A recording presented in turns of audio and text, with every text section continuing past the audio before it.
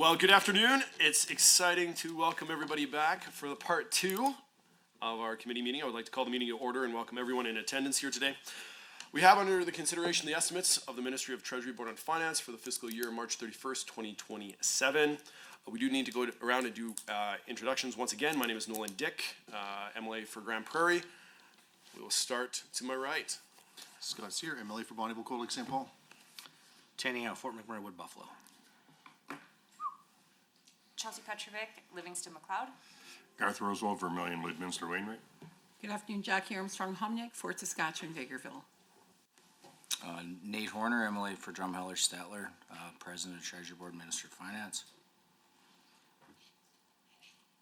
Do you want me to introduce? Oh yeah, sorry sir. Please introduce yourself again.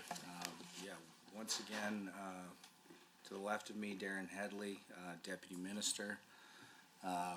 You guys should get to introduce yourself. Dana Hogeman, to my right, Treasury Board Secretariat, and Lyndon Epp to my far right, Fiscal Policy, and what else? What's it? Economic Policy. Very good. And Nicole Bache? Don't want to screw that one up. Director of Financial Planning and Budgets. Thank you for being here. Cord Ellingson, MLA, Calgary Foothills. Good afternoon, Janet Aramenko, MLA for Calgary Curry. Nathan Ip, MLA for Edmonton Southwest. Afternoon, Heather Sweet, MLA for Edmonton Manning.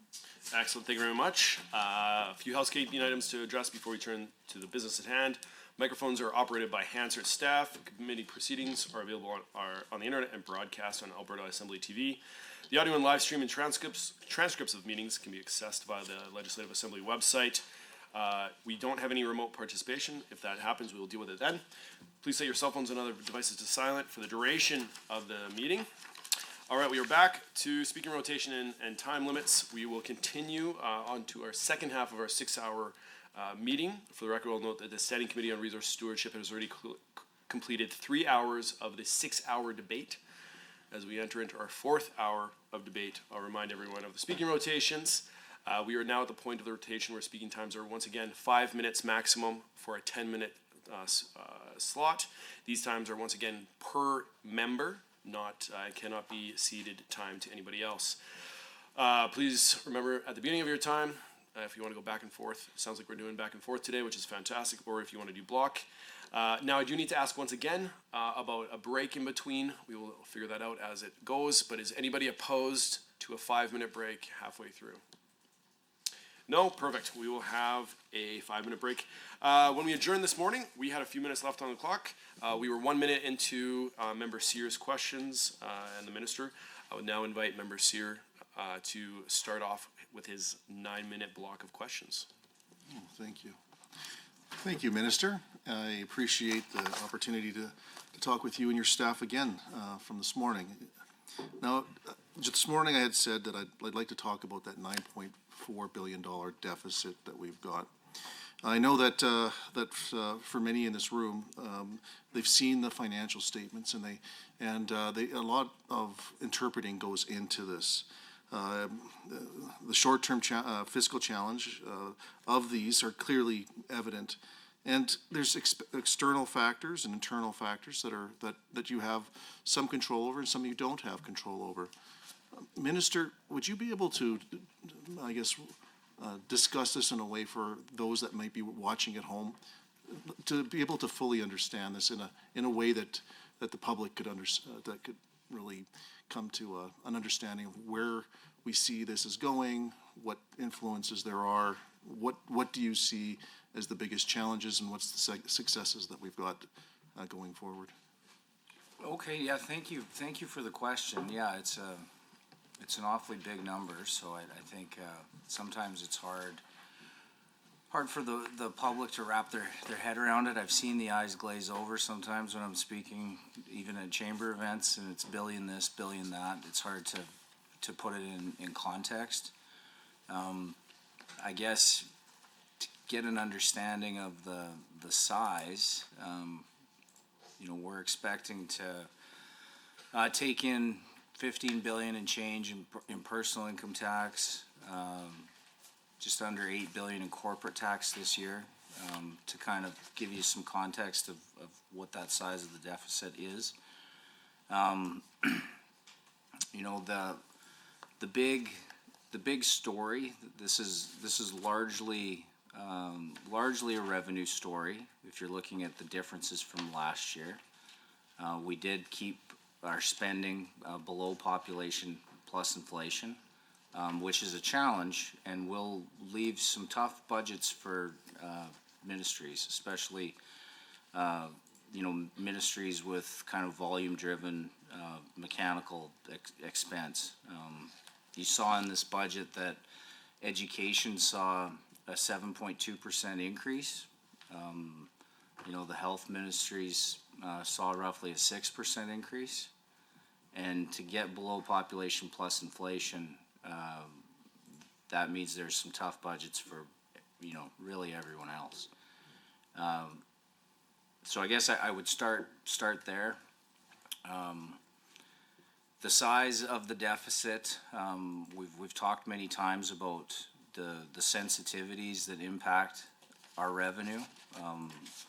Price of oil is probably the one that's discussed the most often. The sensitivities for budget 26, because we forecast oil in that $60 range at $60.50. We estimate it at $650 million per dollar. The differential, very nearly the same. Every dollar change in the differential is a $640 million impact to our bottom line. And the currency is also very important. Every change in the currencies, every cent change in the currency is just under $500 million. So you're trying to forecast with all of those things in mind. I think when you're at a budget, when you're at that point in time, you pick your forecasted number. This year it's 60-50, and then you update the province at your quarterly reports and show them if the situation's improved or deteriorated. It's easier as you get further into the year to, at first quarter you've already got the baked in actuals for that first quarter, and then you're only forecasting 9 months as opposed to, forecasting a full 14 months at the time of tabling. I think it's important when we talk about the size of the deficit and explaining it to Albertans that you want to control what you can control, which is largely the spending, but also that we haven't made it easy on ourselves. Every government previously took the retained earnings out of the Heritage Fund and applied that against their surplus or deficit. So we've made that even more challenging. So I think as Albertans are, looking for something to, guide them to determine if the province is doing a good job or not, I think it would be, monitoring our net position. It is expected to increase our net debt to GDP from 10.5% to 12.9% in the out years, and also managing what we can control, which is spending.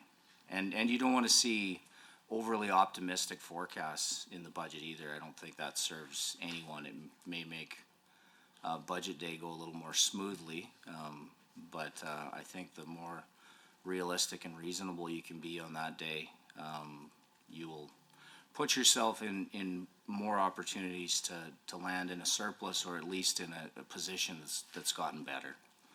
So I look at the last couple of years. We had a $300 million surplus at budget that became $8.3 billion surplus, greatly improved. If I look at this year, that's not over yet. Incredible uncertainty at the time of budget 25. We saw it move from $5.2 billion to $6.25 billion deficit in Q2 to what we were forecasting as $4.1 billion deficit in Q3. And we were already on that trend line before the oil markets improved. So I'm not going to speculate on what it'll actually be, but I would assume it's improved, and you could too. Thank you.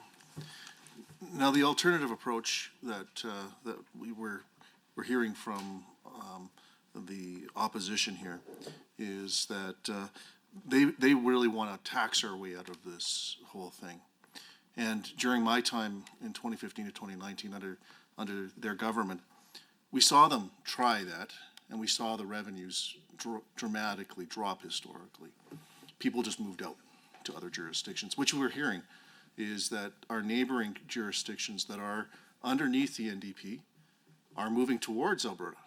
So by being tax competitive throughout the world, in North America specifically, that gives us a competitive advantage. Can you walk us through how well that's working for Alberta? Well, I think if you look at the, the job numbers, the investment numbers, we are definitely punching above our weight within Canada. A lot's happened in the U.S. Over the last 2 years. There's been a lot to incentivize certain sectors of their economy. I don't know if that's something that would be wise for a jurisdiction like Alberta to try to chase. So I think we know we have broad advantages, and while we're in a deficit cycle or deficit position, I think it's important to make sure Albertans understand that we're fighting to maintain those advantages. We still have a $16.9 billion advantage over the next closest province if you laid their tax structure on top of Alberta. And I believe that position will actually be greater than that with the personal income tax increases that British Columbia announced. So I'd say this, I've long known Albertans to be tax averse. I think conversations you have around kitchen tables, I think that that's a real thing. We're also debt averse. We like nice things. I've said in some of my chamber events that I love this place because we want it all. We want great public services. We want great programming. We want great capital infrastructure. Excellent. Well, thank you, Minister. Thank you, Member, for that.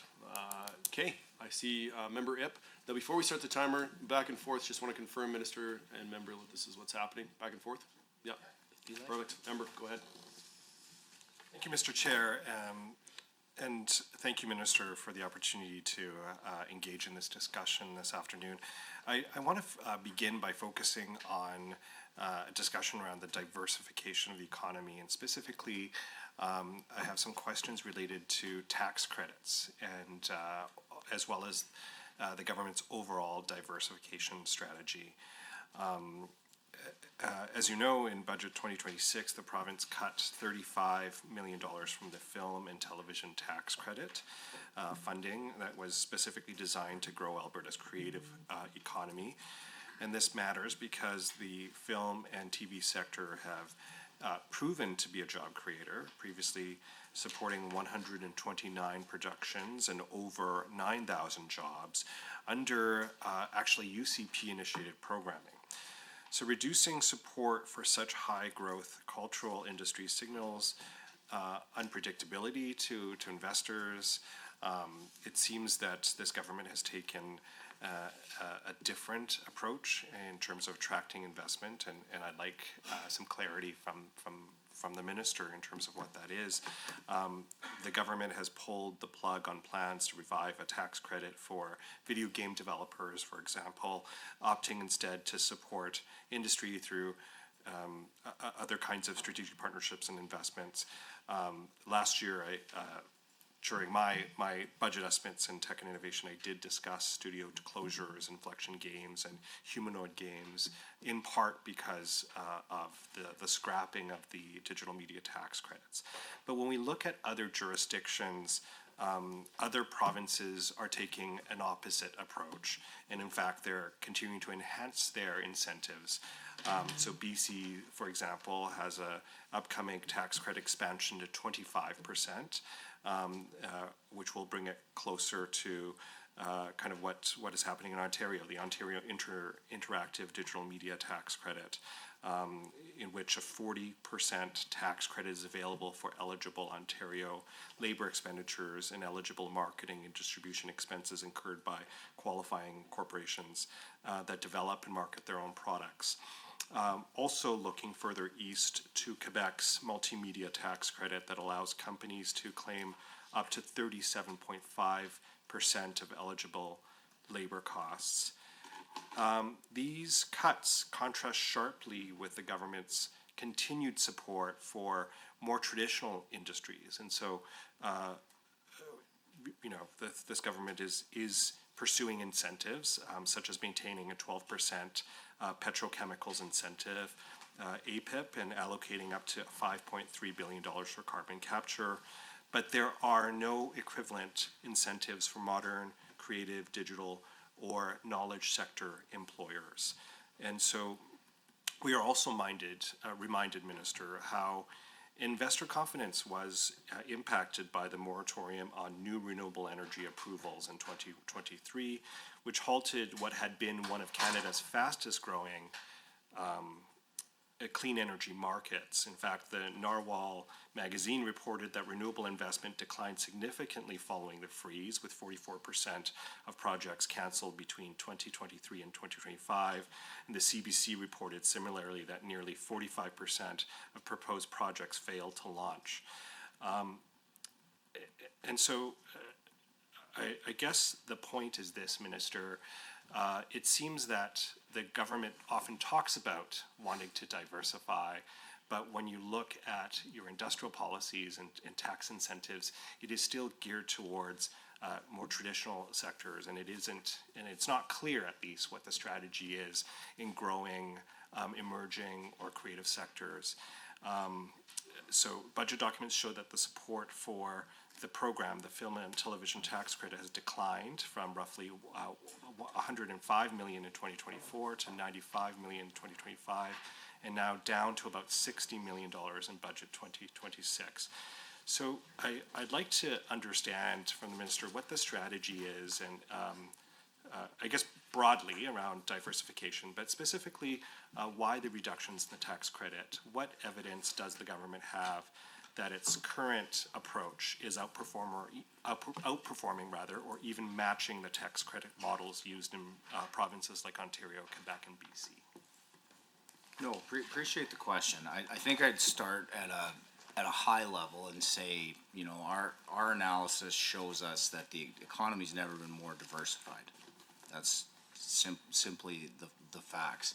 It gets dwarfed and lost in the fog of the impact of resource royalties when you're talking about the energy sector specifically, and what the revenue impact is for the GOA. When we talk about tax credits of any kind, I think it's important to understand what activity you're trying to incentivize, and then look at what the ROI or return will be for the province.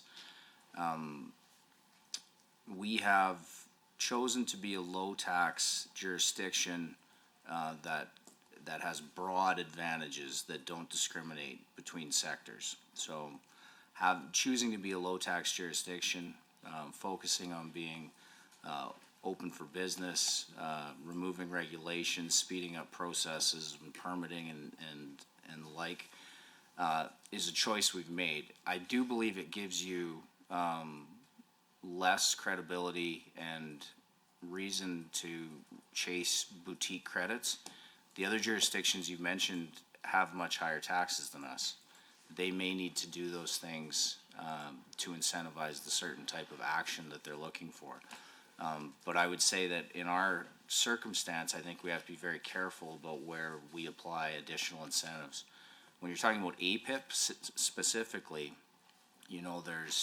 there's a few layers to the value proposition for the province. Obviously, we're incentivizing some big projects that are competing globally, like the Dow petrochemical project, first net zero ethylene cracker in the world. Huge project, huge amount of jobs, but also has the benefit of using a lot of Alberta's natural gas, paying royalties. So you really have to look at all of the revenue opportunities in return to the province. When it comes to some of the other credits, like film and television, I've read all the reports, and I certainly advocated for that program at different times. I think especially where we were coming out of COVID, we wanted some general economic activity in the province. We wanted to get people here, create some jobs. Those credits, it's easier to follow the ROI for the province if you have a tax like a sales tax or consumptive tax that's taxing the churn in the economy. It's a little harder to delineate what's coming back to the province and what may be more short-term jobs. Obviously, we created a lot of studio space and did create more of that longer-term infrastructure that you'll need to always be a player. But you also have to look at what we did in this budget around the investment and growth fund in Jetty. That program and the investment and growth fund live in that department. So we want them to analyze where we're getting the best bang for our buck. We want to create, good paying jobs that'll last a long time, that have, capital investment that comes with it. So I think this is accurate. So the Innovation Employment Grant, 125 million, the Investment and Growth Fund, 28 million, Film and Television, 60, and $15 million investment into the Invest Alberta Corporation. We want them to look at what has the best return and the most long-term impact. I know the minister, I would let him comment on that, but he's very supportive of the Investment and Growth Fund. He thinks that they're able to be a little more targeted in their application. Potential for landing large deals that are almost across the line that can have major long-term impact. The Lufthansa deal in Calgary comes to mind. So I think we want to have the flexibility that they can really target where there is a return for the province. But back to the main part of your question, I think we have to be careful with incentives, and we can't be all things. We can't be a low tax jurisdiction and chase the boutique credits of everyone else, or we'll lose sight of what we're trying to do. Just really quickly on that point, tax credits specifically when they're targeted can build momentum and attract interest in a particular sector. And so how do you do that?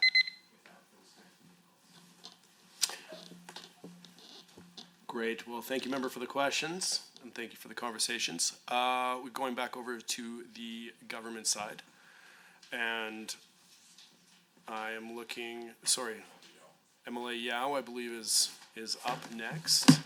Yes. So MLA, you have 10 minutes. You cannot speak for more than 5 minutes at a time, but you have 10 minutes on the Thank clock. you so much, Chair. I really appreciate that. And again, Mr. Horner, thank you and your entire team for all the great work you're doing for Albertans. Contingency funding.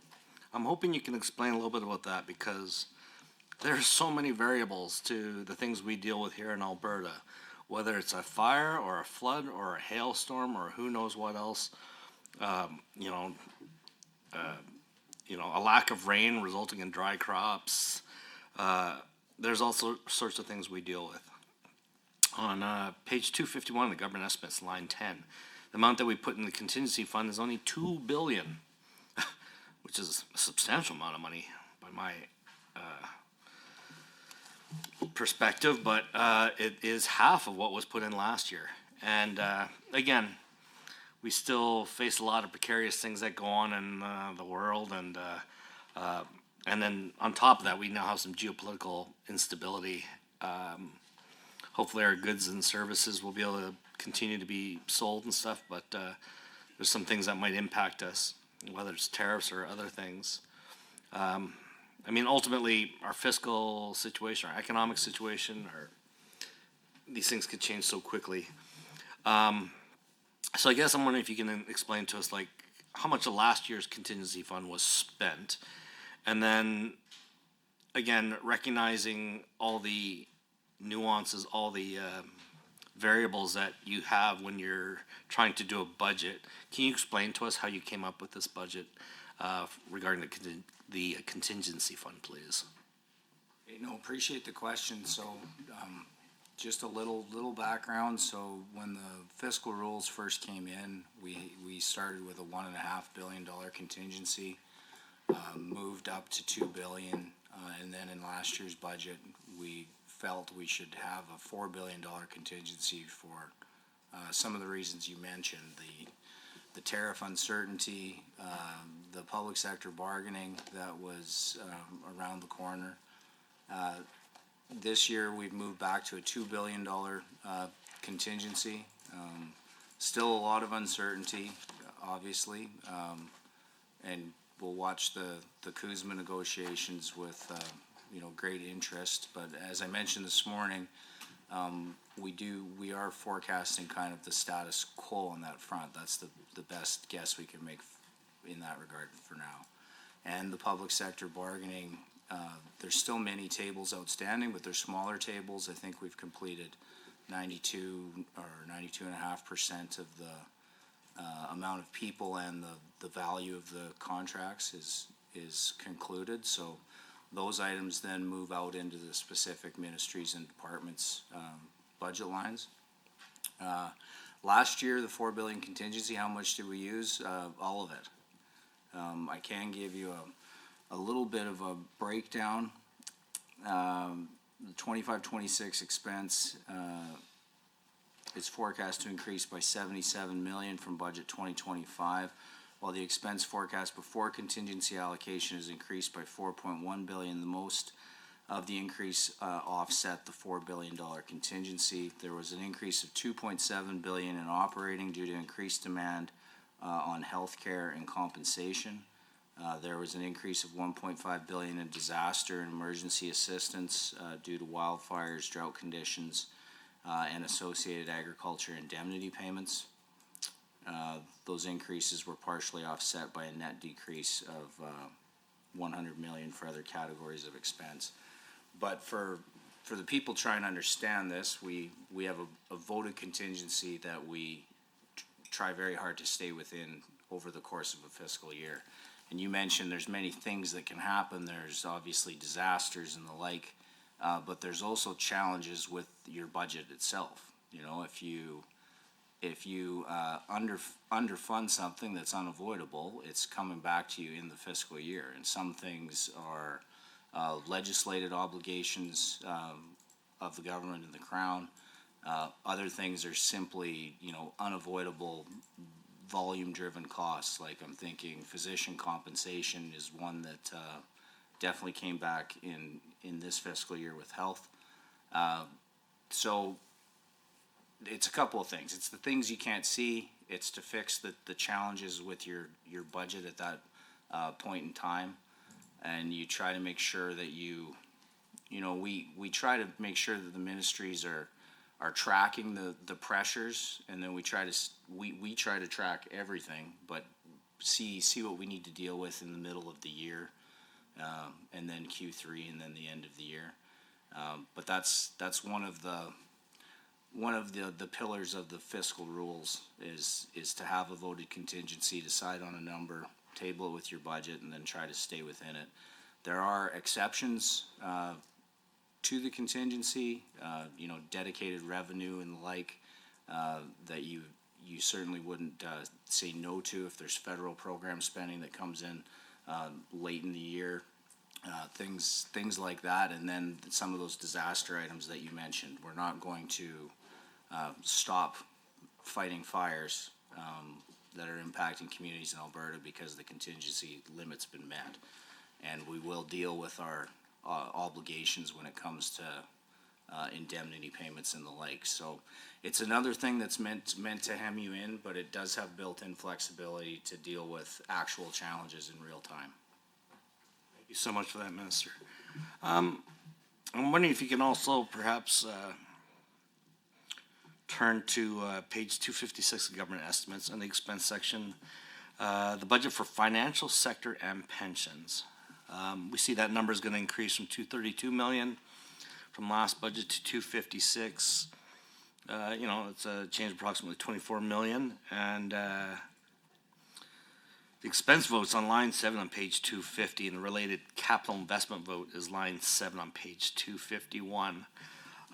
Someone asked me about that one. I could not explain it to them. I'm hoping you would be able to address that and explain to them what that line item is. And why is the expenditure going to increase by that 24 million? And if you just clarify, is that related to, like what pension or what aspect that's related to, please? If you're able to explain that, that would be absolutely fantastic. Well, I have a very long explanation, so I hope you're ready for that. Yes, sir. But it touches on many pieces. So the pension group consists of the pension policy team, which develops legislation for Alberta-based public and private sector pension plans and provides advice on Alberta's role as one of the joint stewards of the Canada Pension Plan.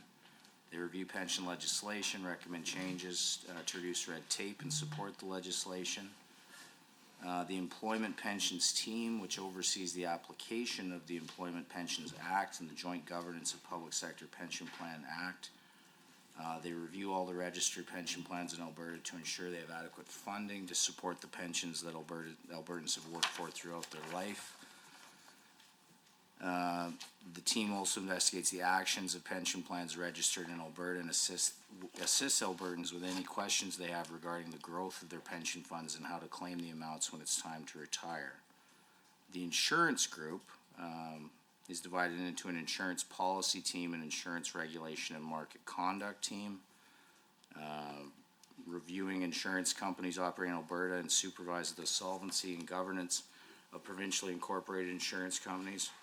So these are kind of the functions of the teams where the money went. Finally, the financial institutions group is similarly divided into a policy team and a regulations team. Financial institutions regulation branch, which registered and oversees banks, credit unions, and loan and trust companies that operate in Alberta. Overall, this division is responsible for safeguarding the financial futures of everyday Albertans, ensuring bank accounts are secure, their pensions are available. This year, there are two critical priorities driving the need for additional funding. The first is to support enhanced oversight of ATB. The proposed $7 million increase to the branch's budget includes $6.3 million to support annual updates to ATB Financial's composite risk rating, a key supervisory tool used to assess the financial condition and risk profile of financial institutions. A $700,000 increase to staffing and operational capacity, adding 5 full-time equivalents to support supervision and policy development. The second priority is an additional $9.8 million to support the transition to Care First by investing in industry education support systems. Excellent, thank you, Minister. We will move on to our next block. MLA Sweet, it looks like you're up. Once again, just a reminder, you can't speak for more than 5 minutes at a time. And then back and forth is what I'm assuming is going to be this. So if Minister's good with that, I'm back and forth. Remember, you're good to go. Thank you, Mr. Chair. Minister, on page 92 of the fiscal plan, it's noted that work to reform Alberta's utility sector continues, including implementation of the restructured energy market. I want to share a couple things with you about the government's own consultation report from last year about investment in the power sector. One line stood out. This climate of uncertainty has increased the cost of capital, reduced appetite for new investment, and led to delayed or canceled projects. Minister, I think that you would agree that the electricity sector will be crucial to Alberta's economic growth in the future. And yet here we have a scathing indictment of the investment community of the latest central plank of this government's electricity policy. And the investors who spoke to the government's advisors aren't the only business voices out there who are less than impressed. At the end of last month, Canadian Utilities, a subsidiary of ATCO, announced it was writing off nearly $500 million in connection with its generation portfolio. So what does that mean? And I'm going to quote, mainly related to Alberta's renewable portfolio that was primarily driven by elevated curtailment from inadequate transmission infrastructure and electricity grid deficiencies, which are expected to worsen under the Alberta Electricity Systems Operator's new optimal transmission planning and restructuring energy market. So what does this mean? Well, they've written off $1 billion, which is valuable investment for Alberta. And utilities are basically telling their investors that it's not good to invest in Alberta at this point. Other investors are taking note, and it's difficult to imagine any business case whose final investment decision could survive on a 50% cut in expected profits. So my question to you, Minister, is what steps are you taking to ensure that Alberta taxpayers, one, are not going to be exposed to any further potential liabilities that could be coming out of potential lawsuit of overexposure or erosion from a chaotic approach? And also, are you going to be working with your cabinet colleagues to try to address the economic uncertainty that's being driven in this conversation around utilities? Well, I'd defer some of the detail in that question to the minister responsible, but I'd say, the piece that you quoted on page 92, clearly says that work to reform Alberta's utility sector continues, including implementation of the restructured energy market. I know there's been lots of consultation with that minister and all of the affected parties and the regulator and the system operator. And I think they're striving to find that balance where there's stable, affordable power for Albertans, where we attract investment of all kinds, base load and intermittent.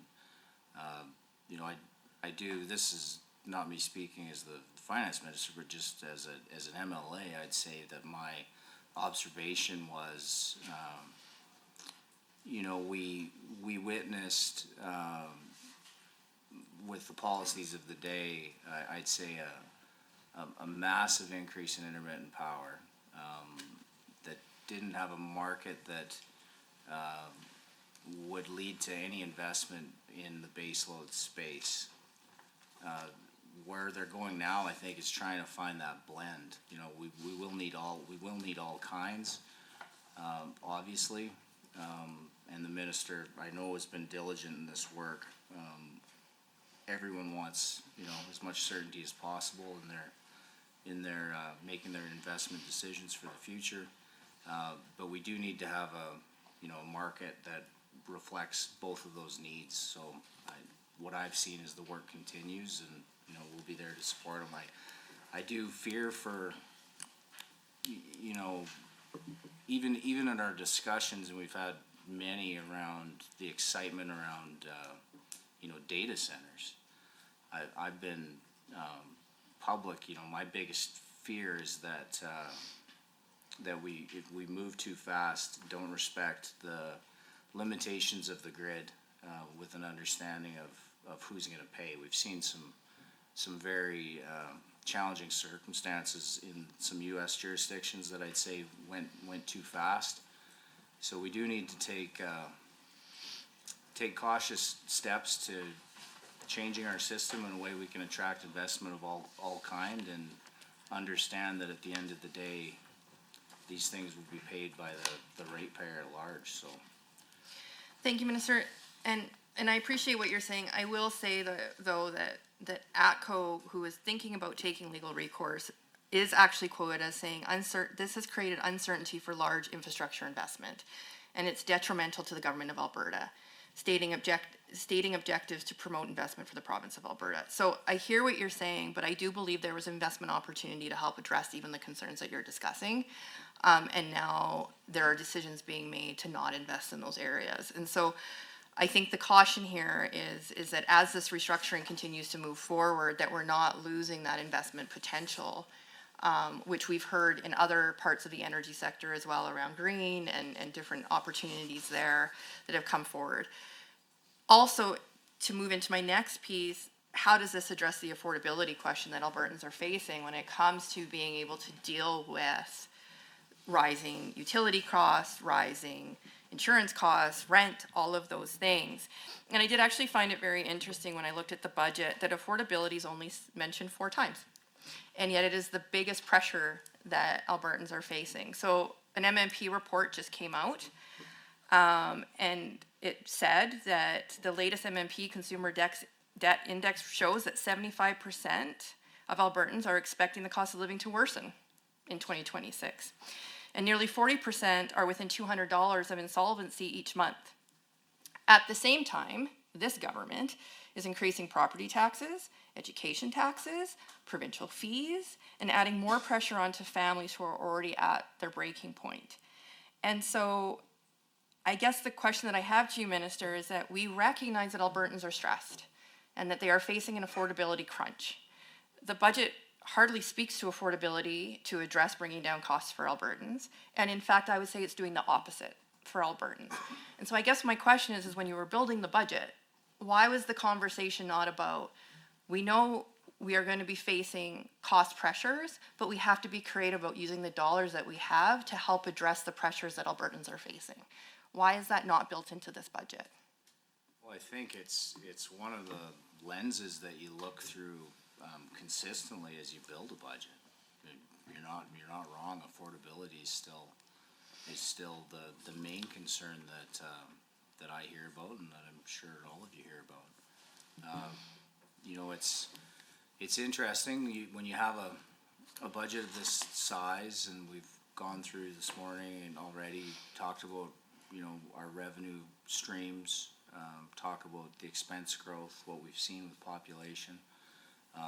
You know, we titled this budget "Focused on What Matters" with a, you know, sincere focus on healthcare and education. We've certainly heard those cries throughout the year that more needed to be done.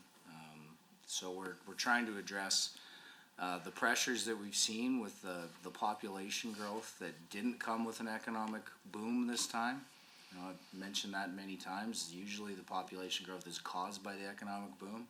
This time the people came largely for affordability reasons. Our houses were cheaper. We obviously were creating more jobs than everywhere else, but still had a high unemployment rate, still not enough to keep up with the wave. So I guess back to the affordability theme, you know, it didn't balance this budget on the backs of anybody because it's a $9.4 billion deficit. We said that we thought our balance sheet could handle this better than the homes and households of many Albertans, and we're taking that on their behalf at a time when I just cut personal income taxes, at a time where I'm breaking my own fiscal rules. So there's not a lot of levers unless you're talking about, you know, some kind of tax and spend wealth redistribution scheme. You know, we tax personal income tax, corporate income tax. We have our great resource advantages, and then we try to put the money where it'll have the most benefit. And this budget, you know, health, $32.2 billion in operating and health, $34.4 billion when you consider amortization in health, 7.2% increase in education, while, you know, weathering this for Albertans and trying to explain ourselves that we think we can withstand it. We have a strong balance sheet, and we need some time to catch up for the population that we've seen. But never losing sight of that when you look at these more systemic challenges, whether it's the auto insurance reform, whether it's keeping an eye on the electricity changes. We know there's only one taxpayer. Excellent. Thank you so very much. We move back over to Emily Rosewell. Assuming back and forth Yeah, is back and forth fine works, at you this betcha. point, and so go ahead, member. All right, thank you very much. Thank you, Minister. You know, you're just talking about how to build a budget, and I've been a bit of a keen observer of the process, because when locally I'm talking to our school boards, it's right after this budget comes out that we're talking to school boards about what their high priorities are for the next year, and transportation and all the different people that we talk to. Lakeland College, I talk to them all the time about what's their priority. And then you get that to the ministers, and then they come into Treasury Board. Here's my priorities, and then you know, that job of Treasury Board is a busy one and very involved, because that's where ministers come and say, this is my plan, this is what I'd like, you know, and then Treasury Board either approves or declines. So stuff happens right at that level, and then of course you get all your expenses in line, then you look at your revenue and you build your budget that way. So I appreciate all the work that ministries have put in, MLAs have put in, advocating coming from all over the place. And then something like the war in Iran, where you've never had an opportunity, like you can't work that into your plan, in advance, but what do you do when it does happen? Like, how do you manage the changes that might or require, or does it? Like, maybe just explain how you go about assessing a shock to the system of that magnitude. Oh, appreciate the question, and if our chief economist watching at home, I'll try not to go in the weeds anywhere. I would say this, you know, you spend a long time on the forecast. We've talked about how impactful the sensitivities are. So we do spend a lot of time specifically on the oil forecast. I mentioned the other sensitivities that are, you know, very important. We're also forecasting, you know, our economic growth, our GDP growth, our population growth, and those things can be just as impactful if you get those wrong. You know, we were out on population growth by almost 1% when we hit 4.4, and you saw what that did to the budgets in those years for those volume-driven costs. So you have to spend a lot of time to get your best forecast in place. Iran, I'm sure everybody's watching the news every night and trying to keep up with the changes. You know, it's a global, it's becoming a global energy crisis, or potentially reshaping. I think the markets are always trying to, you know, forecast for what they understand to be true, or they're looking closely at what the narratives are out there for how long what the duration could potentially be. You know, they're pricing in risk for things that they don't know yet, that there isn't certainty, and then as the risk leaves, then it goes back to more of a supply and demand story. So when we built Budget 2026, the broadly accepted narrative was that, you know, there was a supply glut for 26 for oil. We saw a broad range of industry forecasts from even in the early part of the year, the high 40s, low 50s, up to some of the more bullish forecasters were maybe in that $68 range. Usually it's much tighter. So it was even more challenging, I'd say, in this year. And as far as what happens now, you know, I think they're all asking the Strait of Hormuz specifically how long that flow challenge will be there. There's a flow impact of roughly 15 million barrels a day. There's production shut in, some estimate as high as 9 million barrels. But then you also have the strategic release announcements that are going to kind of leak into the system over the next, you know, 4 to 5 weeks. So I think everyone's wondering how long this will last, and the quicker that the markets can remove that risk, then it'll quickly go back to more of a clean supply and demand calculation. So as for what we do, we'll obviously monitor it very closely. Our chief economist will work with her peers and colleagues, you know, across the country and the world to try to get the best understanding we have. And then as we move into our annual report and our quarterly report, we'll be able to update the province on, you know, how we see the world has changed in that time, if it has, and give more accurate updates about what the next 12 months, 9 months, 6 months will mean. But yeah, when you build a budget, it's your best estimation at that point in time, and things can certainly change quickly. Well, and one of the things that happens is, of course, the price of gas for our cars goes up, and we do have a system under which if the price of oil goes up, the percentage of our royalty goes up at the higher the price is, and so we've adopted a plan. It starts, I think, at 80, and then there's a way to get rebates coming back or getting excise tax taken off at the gas pump. Yeah. And of course, we're well above the top end of that price, but maybe it'd be worthwhile just to explain to everybody our process and the equations that we go through to calculate how that works. Yeah, no, I appreciate the question. So, yeah, we legislated the relief program. We thought the rationale was that sound. You know, when oil's that high, you know fuel's going to be rapidly increasing, and our take on royalties is much greater. So I think the rationale around the policy is very sound for government and for Albertans that are paying at the pumps. We have a 13-cent fuel tax. I guess we're not the lowest in the country. I believe Manitoba's 12.5%, but we would be the second lowest.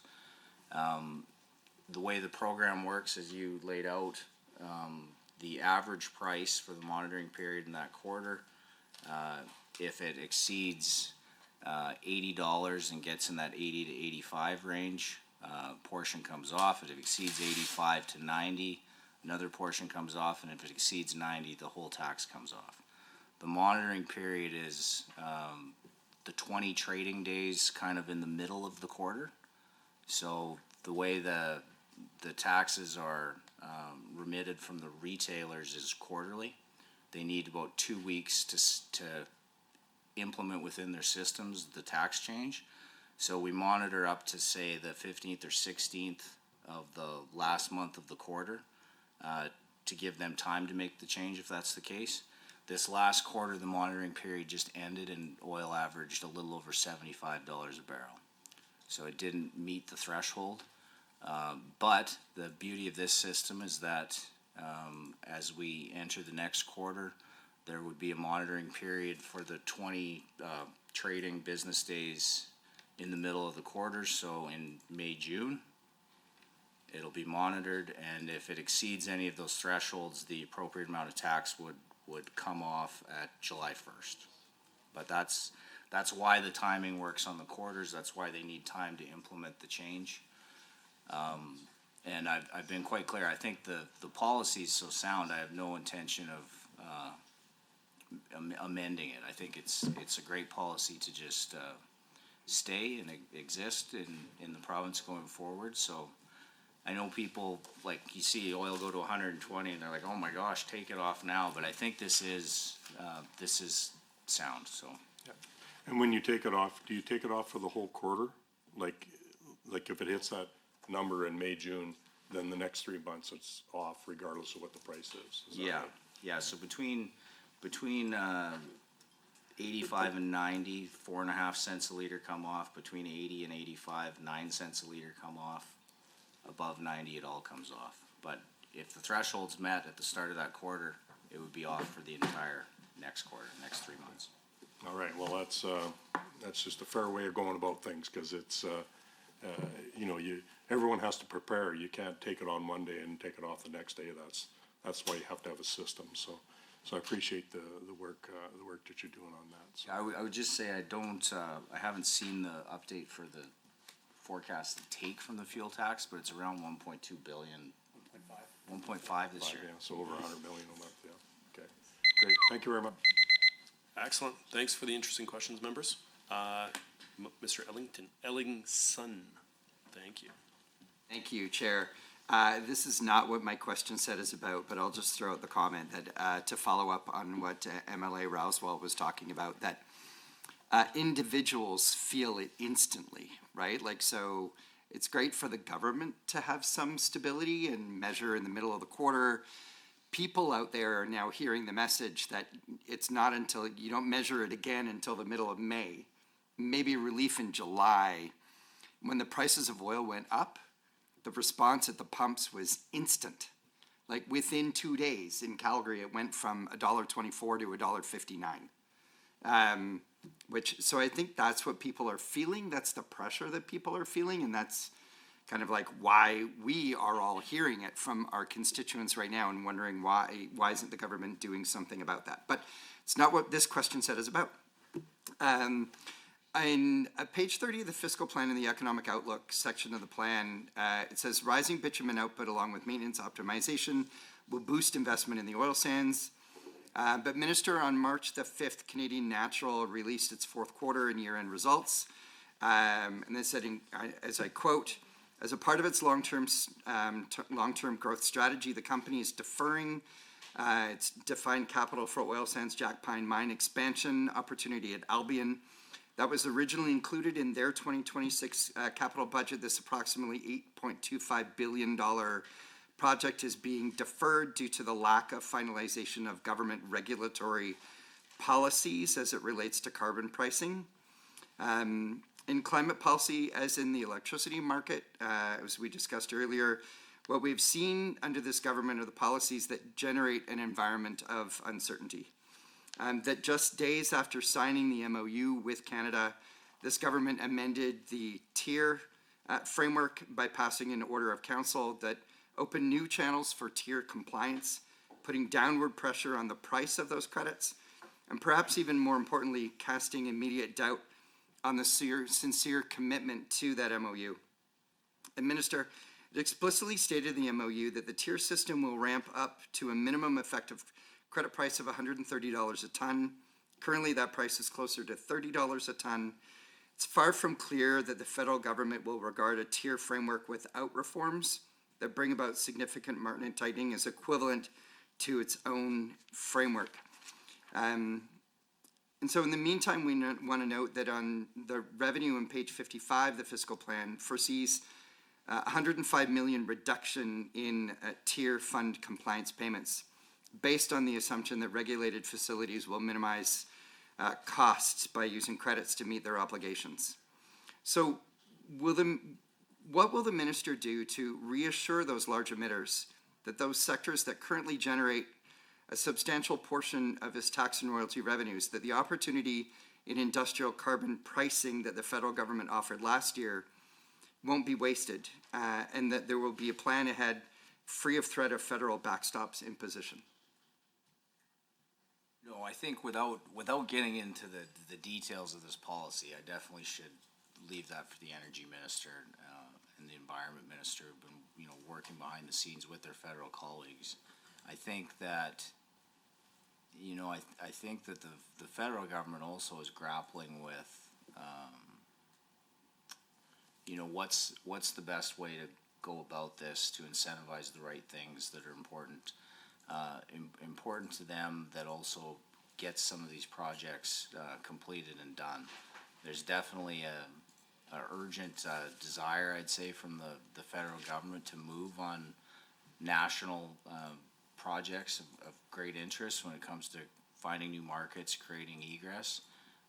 And I think there's a bit of a understanding that even before this energy crisis that we're seeing now, that the shift in geopolitical landscape, new partnerships, new alliances across the globe provides a great opportunity for the country, for Alberta to meet our challenges economically, but also be an answer to a lot of the questions and woes of the globe. So I think we're working closely with the feds. A lot of this policy is very complicated. We do have somewhat different systems across the country. Quebec has more of a cap and trade system. The feds and the MOU, I think we're showing an agreement to work towards landing in the right place, but that has to involve the companies as well. I think that this uncertainty that you speak of, the companies definitely want major involvement from both levels of government to ensure that some of these projects can happen. And I think that we're in the process right now of trying to find what that sweet spot is. And through the chair, I do appreciate that, Minister, that it is obviously a complex set of conversations with the federal government and with companies, but I guess I'll just ask, again, does the minister, and appreciating that maybe it's just a deferral to the energy minister, but that with that MOU, is there any feeling that maybe that order in council kind of is contrary to the MOU and undermines the MOU and makes those conversations with the feds more challenging as we try to move forward? That hasn't been the information that I've received. I think that the feds were aware of the changes that we were making, but I should defer that question to the energy minister. But no one wants to be at cross purposes here. The carbon credit market is complicated as well, and it's changing globally as well. But we want to ensure that these projects can happen. I don't know if either level of government or the industry will be comfortable with where it lands. It's obviously a lot of expense, and it's something that competitively our neighbors to the south certainly aren't doing. So we have to do it in a way that it attacks the emission abatement curve at a reasonable number.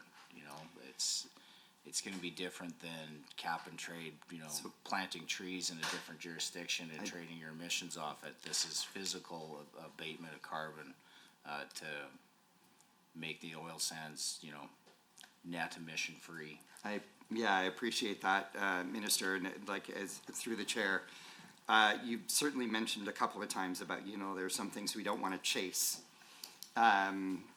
The United States, as we I think we all know, was perfectly willing to put trillions of dollars of incentives to get the activity that they're looking for. But still going back to TIER and talking about TIER a little bit, on a productivity standpoint, TIER also is designed to, encourage operational efficiencies, incorporating technology and innovation, to move along that curve for carbon abatement, but also in moving along that curve for carbon abatement, it's about improving those operational efficiencies and just getting better at what it is that is being done and raising productivity. So does the minister see are we now losing that ability to encourage productivity? I was at the productivity summit that you sponsored with the School of Public Policy, and is this counter to what we're trying to achieve from a productivity perspective? Well, I don't think so in any way. That was an important aspect of TIER, encouraging that research and development in all the spaces that you mentioned, whether it's methane or carbon capture. We do have some first-in-class, world-class research and technologies that have come out of that. So you do want to encourage the right thing. When it comes to productivity, I think the much larger play for economic productivity is to ensure that these nation-building projects can get across the line. Like I said this morning, the completion of TMX, increasing the GDP for the nation of Canada by close to 1% is fascinating and mind-boggling that it could have that much impact for the entire country. So I think there's kind of two things, I guess, that we're chasing here. We want to do the right thing when it comes to the environment and continue to incentivize those appropriate technologies, but we need to get more clean Alberta energy, in the pipe and shipped around the world. So with that, through the chair, I guess we'll just, in closing, I want to come back to productivity in a later set, but I do fear that, TIER has been critical in developing those new technologies, and giving Alberta the ability to create companies and technologies that can then also be exported around the world. And I worry that we're cutting off those opportunities in the changes that we're making with TIER, and maybe that's another conversation later. Excellent. Thank you very much, Member and Minister, for that back and forth. MLA Yao, I believe you have the next block of questions. Thank you so much, Chair. I appreciate that. I would like to ask you some questions on the commercial operations of the province. I see that there's a net income from commercial operations that's listed on page 256 of government estimates in the Statement of Operations Revenue section. And the amount is expected to grow substantially from 300 million in the last budget to an estimated 444. I find that absolutely fantastic that there's some government branches somewhere that can actually create revenue. But I know it's not a government institution in Fort McMurray, as an example. We have what's called the Discovery Center, which is one of our museums, which I assume is perhaps one of the ways that the province can create some revenues. But this thing was so poorly managed by the bureaucrats that were running it, who, even though they had a mandate to keep this exhibit updated, even the oil companies, all the big oil companies, pulled their support for this Discovery Center up in Fort McMurray because it was so irrelevant to how we do oil operations today. Like, it's absolutely mind-boggling how this beautiful facility has just deteriorated to the point where it's barely used at all. Oil companies don't even send people there to learn about our oil sands, which is a huge, something that really benefits all of us in the province. And in typical fashion, the fella got a promotion. He's running a museum somewhere else in the province now after over a decade up in Fort McMurray. Meanwhile, that museum's in a precarious situation right now. It is, like I said, it's being poorly used. Numbers of people, visitations is way down.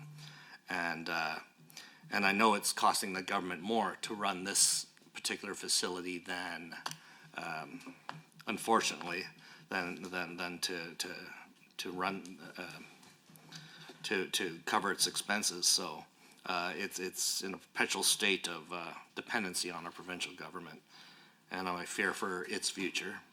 But that said, to the minister through the chair, can you explain what is included in net income from commercial operations category?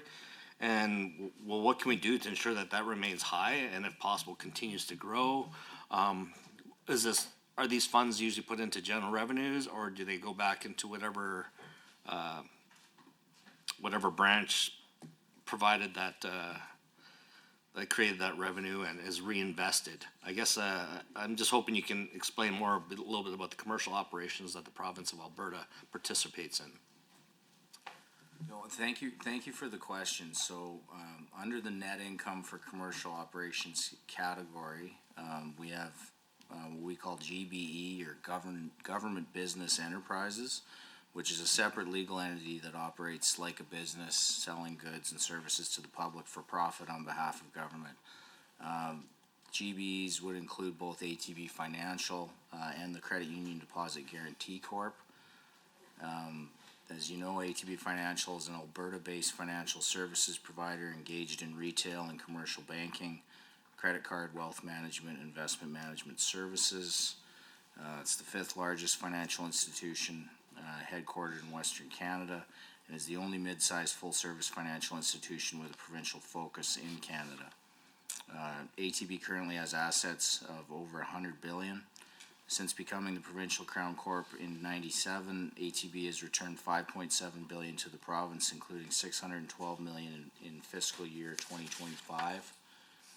And very proud and happy of this for our ATB officials behind me, but beginning in 24-25, ATB also began paying an annual dividend of $100 million to the province. It's spread out over $25 million a quarter. Its loan portfolio reached $54.3 billion in 2025, representing a 6% year-over-year growth, supported by a strengthened net income and improved risk-adjusted profitability. The Credit Union Deposit Guarantee Corp, or CUDG, helps ensure Alberta's credit union system remains safe by providing risk-based regulatory oversight and deposit guarantees. CUDG provides 100% guarantee of deposits held within Alberta credit unions. They also regulate credit unions and enforce the Credit Union Act. The increase in income year over prior years primarily due to ATB Financial's strong trajectory, driven by sustained loan growth, portfolio and mortgage renewals. So it's when we have these GBEs, these government business enterprises, because of our consolidated statements, even though it's their revenue that's being generated, it shows up positively on our books as we are the owner of the corporation. But it isn't always, it isn't seen as monies that go to the general revenue fund, with the exception of the $100 million dividend that began in 24-25. But it's a very good thing to keep an eye on, that these are, accruing in the positive direction. It means that they're in good shape and doing a good job. That is absolutely fantastic. I'm especially happy to hear that about Alberta Treasury branch because admittedly I had some meetings with some of the other Treasury branches or credit unions and they have different opinions there. So I'm glad to see that ATB has a positive net flow and is continuing to work for Albertans. So I'd like to pivot a little bit more towards carbon tax consumer rebates. As we all know, the Alberta Climate Leadership Adjustment Rebate, which was discontinued at the end of 25, and that was designed to offset the impacts of the former provincial carbon pricing system, which our good friends across the way just loved. I do find it interesting that they're complaining about the high gas prices. I thought they would be quite happy that gas prices are quite high, because that is the kind of thing that will push people to use bike lanes a little bit more, perhaps, or do other endeavors. I find it refreshing that the members across the way are actually concerned about maybe they finally got a reality check on this. That's great. That having low affordability is really detrimental to our society and our people. So anyways, there's no longer a rebate there. So I'm kind of curious how much money will be saved as a result of this discontinuation of this program, and how are these savings reflected in the overall fiscal outlook and spending priorities for the province? No, thank you for the question. So the Alberta Climate Leadership Adjustment Rebate was discontinued in 2019 following the removal of the provincial carbon levy and its replacement by the federal carbon pricing system and associated federal rebate. But as a fairness measure, residual payments related to late filings and administrative adjustments continue to be processed by the CRA through 2025. So the discontinuation, the firm line in the sand saying that this is over. It was very few that continued to trickle in, but we would estimate that the savings would be around $1 million in 26-27. They were rapidly ending anyways, and we moved up the timeline to ensure that they ended more firmly and avoided late filings trickling in through CRA. Fantastic. And well, that's great. I'm wondering then if you can provide any insight into any other tax credits or financial relief measures that are currently available to Albertans, and will these programs continue to support households and improve affordability for families moving forward, or are we I'm wondering if there's any updates on any of the other programming that might be happening. Well, the Alberta child benefit comes to mind right away. We do offer several tax credits. It would probably be time consuming to go through all of them, but I would say the child and family benefit, which I mentioned, is a tax-free benefit which provides direct financial support to low and middle income families with children. A family with 2 children can receive up to almost $3,800 in the 26-27 benefit year. There are medical expense tax credits for individuals with disabilities, the Alberta Caregiver Credit, the age credit and pension income credit to support seniors, charitable donation tax credit, which is the most at the highest level in Canada. So there is many, too many to list. Yeah. Excellent. Thank you so very much. Member Ermenko, you are up. Yeah, you bet. Thank you. Love that family child benefit that came in under the NDP government and cut poverty rates in half. It was absolutely monumental. And a good segue to my first question, that the CRA implementation of automatic tax filing is going to start in the fall of 2026, and then it'll have a full rollout come March 2027. Given that tax and revenue management is under the purview of the department, I think it's section 6 of the estimates, through the chair, can the department let us know what the expected increase in provincial benefit disbursements will be as a result of the CRA's move to automatic tax filing? Does the department have any kind of ballpark figures on the number of Albertans who would qualify for benefits but have not been filing taxes? Then you need some time on that one? Sure, and if they're available before we adjourn, that would be great. Otherwise, in writing, if that's possible. You missed this morning, but I'm avoiding homework for these folks, so get it out early and we'll do what we can. Okay, I'll see what I can do. Moving on page 176 of the business plan, we have performance measure 1.B, which is Alberta's per capita expenditure with comparator provinces of BC, Ontario, and Quebec. Can the department tell us, I see that the target is very kind of vague, at or below comparator provinces for the next 3 years, but do we have any sense of the forecast of what the per capita expenditure is going to be for budget for fiscal year 2026, 2027, and can you clarify that it's operating expenses only?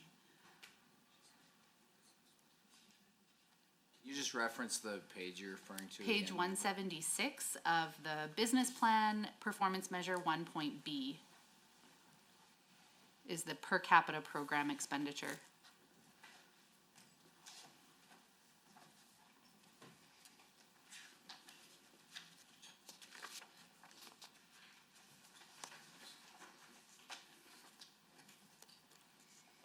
Just seeing if we have some specifics for you.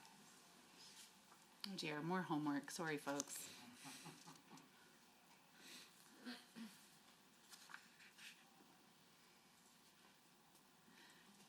Maybe while you're looking, if I may, you can give me a little bit more information about what's actually included in that calculation. And so is it operating or does it include operating and capital?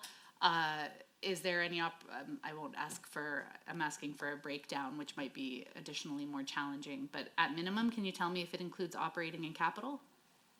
I believe this calculation is based on operating, but there is a total that includes capital as well. But it may take us a while to sort through this. But Okay. we'll get you this. Can I We move on? have it. Okay, in that Yeah. case, thank you. On page 37 of the fiscal plan, we see that the labor force is expected to grow by just 1.3%, 1.3 in 2026, quote, due to a sharp drop in the growth of the working age population, unquote. I'm curious again about how we actually measure that and what's included in the figure.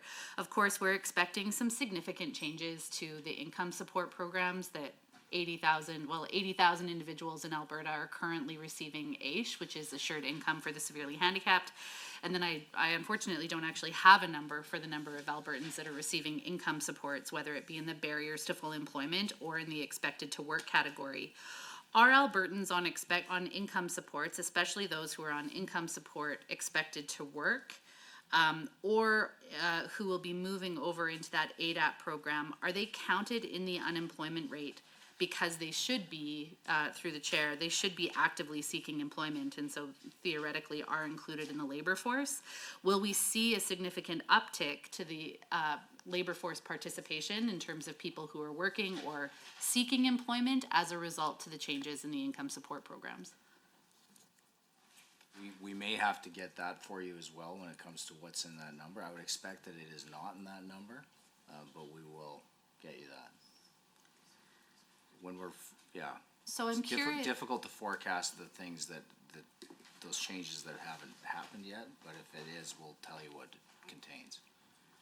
Well, of course, that is forecasting by definition through the chair, that, it is trying to take as best guess as we can in terms of knowing the policy changes that are coming down the pipe and trying to predict what is going to be happening in the next fiscal. And these guys do a great job of it. It's complicated. but- Absolutely. Through the chair, can the department tell us about what kind of collaboration, what kind of work was done with the Minister of Assisted Living and Social Services in the development of the programs that are going to be introduced in fiscal year 2026 and the associated labor market projections? I would expect that it it's going to be impacting 100,000 people or more in our province. And when we are looking at employment growth, when we are looking at labor force participation growth, employment and unemployment rates, what was the level of work that this department did with the appropriate ministries to inform the development of the development of the program? The individual ministries will start by doing a lot of that work within their departments. They'll reach out to our team to understand, our concerns, our forecast, our expectation when it comes to labor market, population growth, migration. And then we try to analyze, overall impact. We try to be a line of sober second thought to give that overarching economic analysis to things that they may be looking at tweaking. See if there's, complicated implications that they may not be thinking of that will impact a specific section of the population or have other economic impacts to the province or drive up expense costs in other ministries. You can't do something here and create a pressure over here without us wanting to ensure that we understand what will happen. So we do that work consistently. Most families already filing taxes, ACFB increase of $2 million per year based on federal estimates. Sorry, through the chair, can the department clarify, are those are the families that are currently filing, or that will be the new cost of people being brought in as a result of the auto? New costs. 2 million, okay. And that's just under the family child benefit.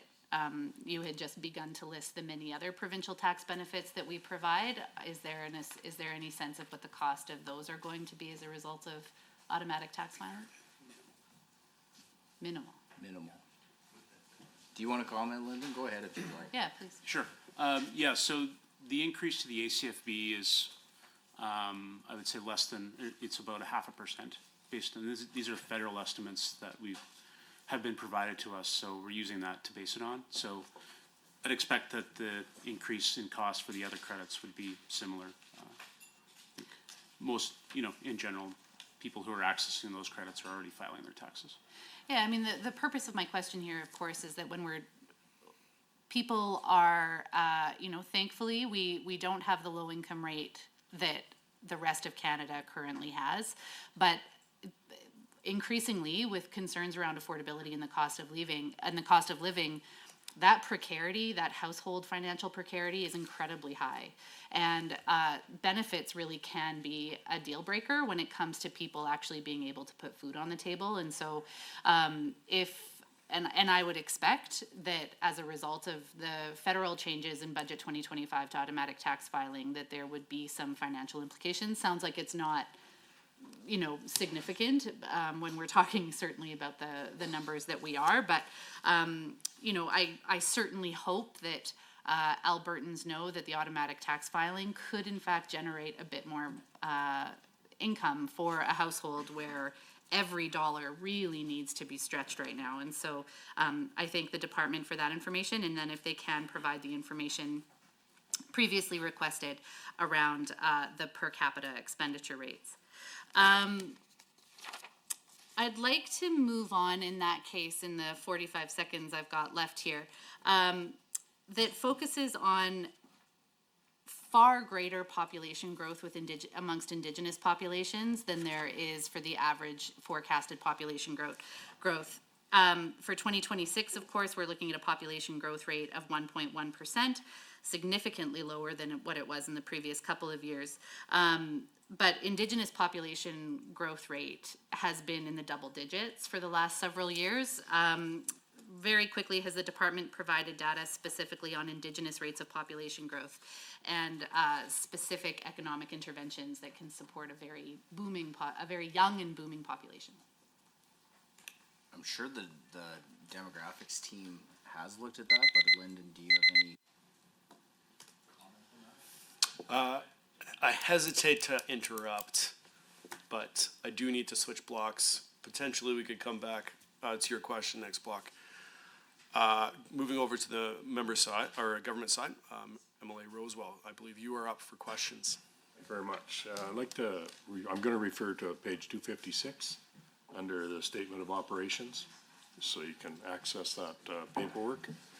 And under the revenue section specifically, we talked about royalties and all that type of stuff, but we do have other sources of revenue. And it is shown that revenue from both corporate and personal income tax is expected to continue to rise this coming year. So to the minister, through the chair, what existing government policies do you believe will be primarily responsible for this expected growth in this and future years? Yeah, well, as I mentioned previously, like we did see this massive increase in population growth over the last few years, but especially on personal income tax, it takes time to, come find a job, get tethered to the system, and actually see it show up in our revenues. So we're always lagging that somewhat, but we are increasing, the breadth of our base. We are seeing corporate growth, obviously influx of people will drive personal income tax.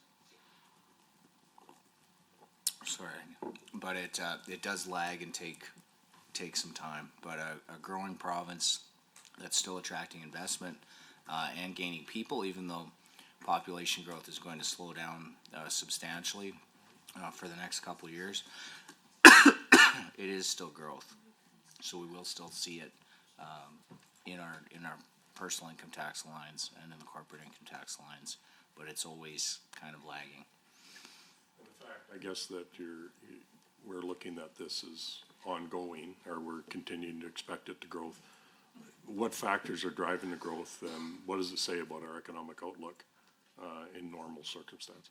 Yeah, I think what has been interesting, and I've referenced this, is that this population surge was different.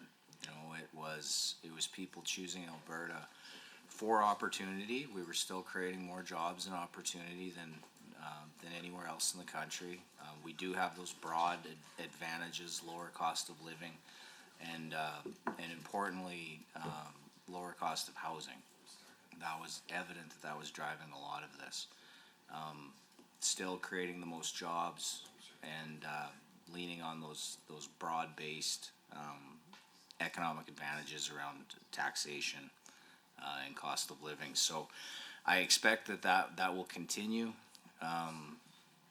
We sometimes get lost in the challenges facing Alberta because, this is where we live, this is the people we answer to, this is the stories we hear.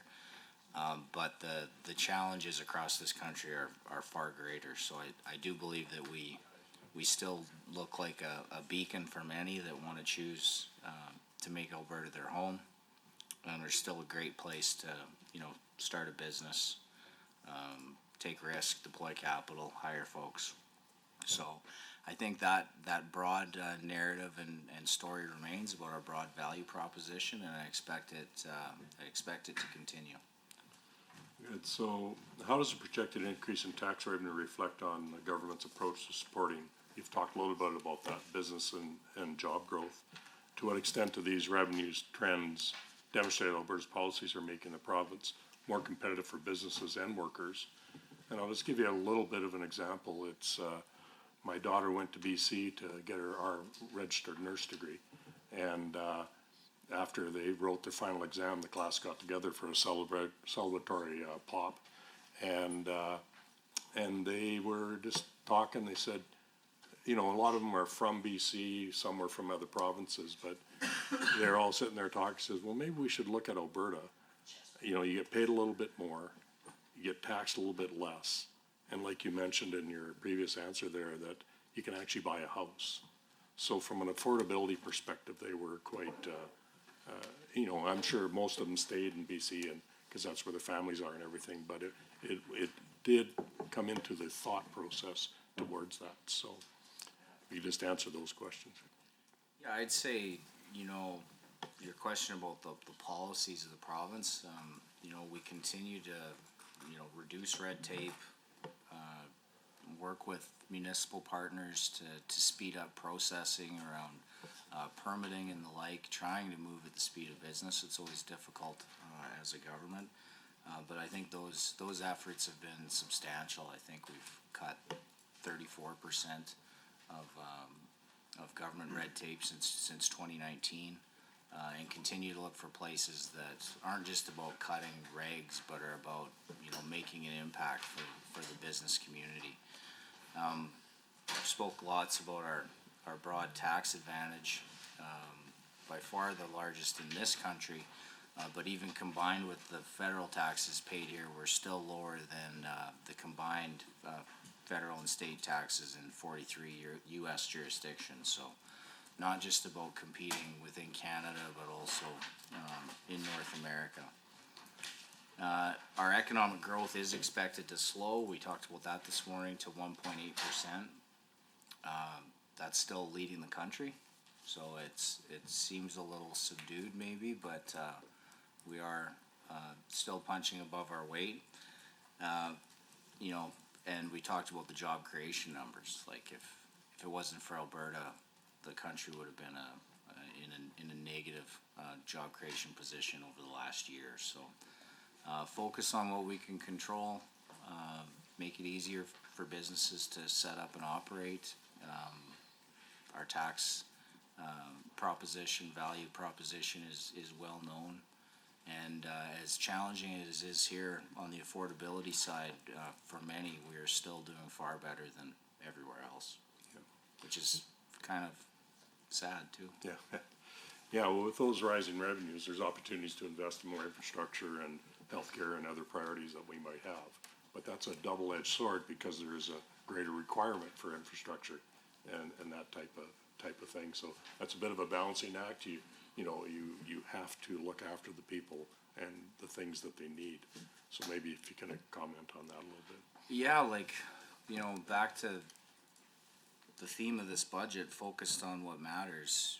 We saw countless very defensible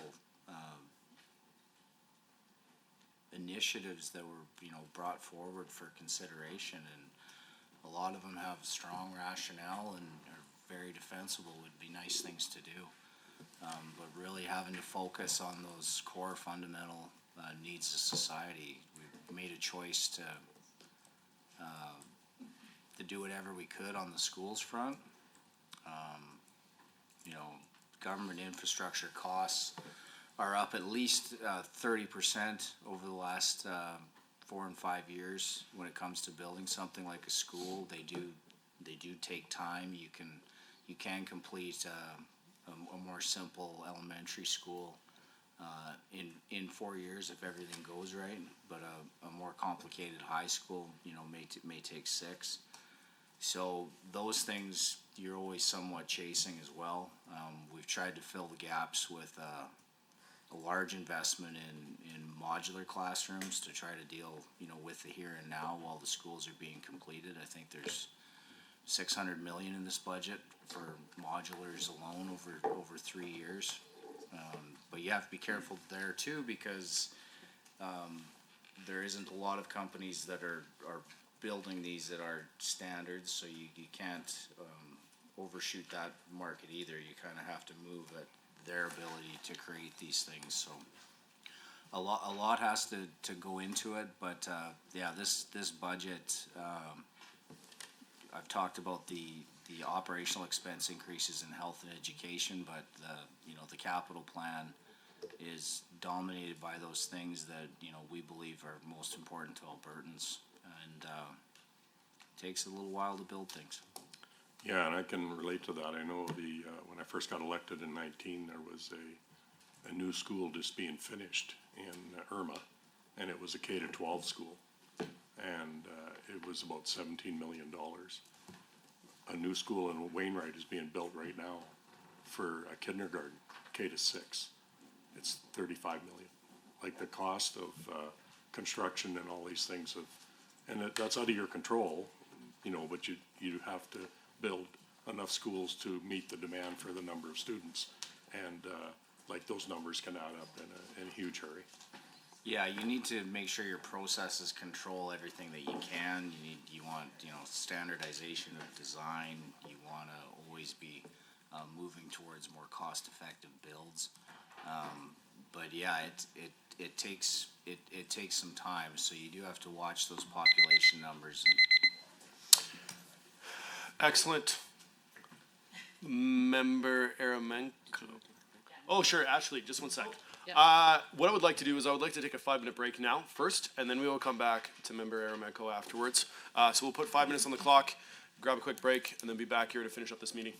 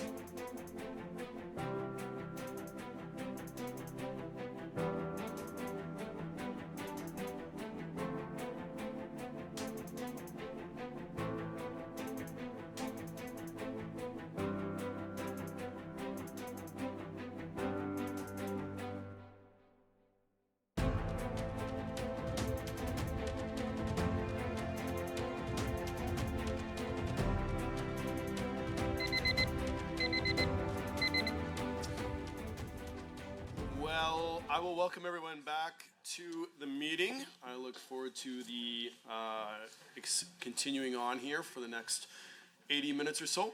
We were just about to jump into a portion with Member Eremenko. So member, go ahead. You got 10 minutes on the clock. Thank you, Mr. Chair. I'd like to.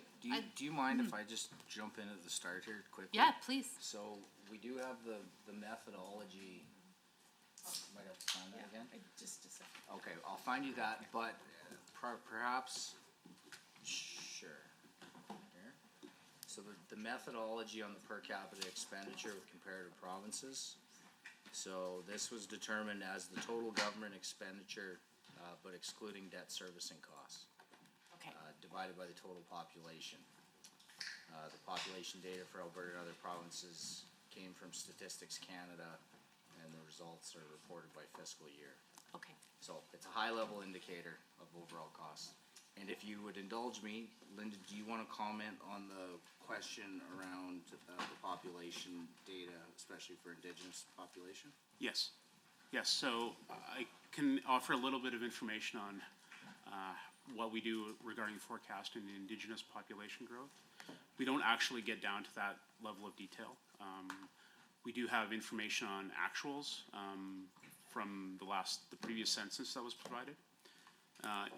In that census, so Indigenous population growth in Canada was 8% over the census period. That's 2021 to 2016. Okay.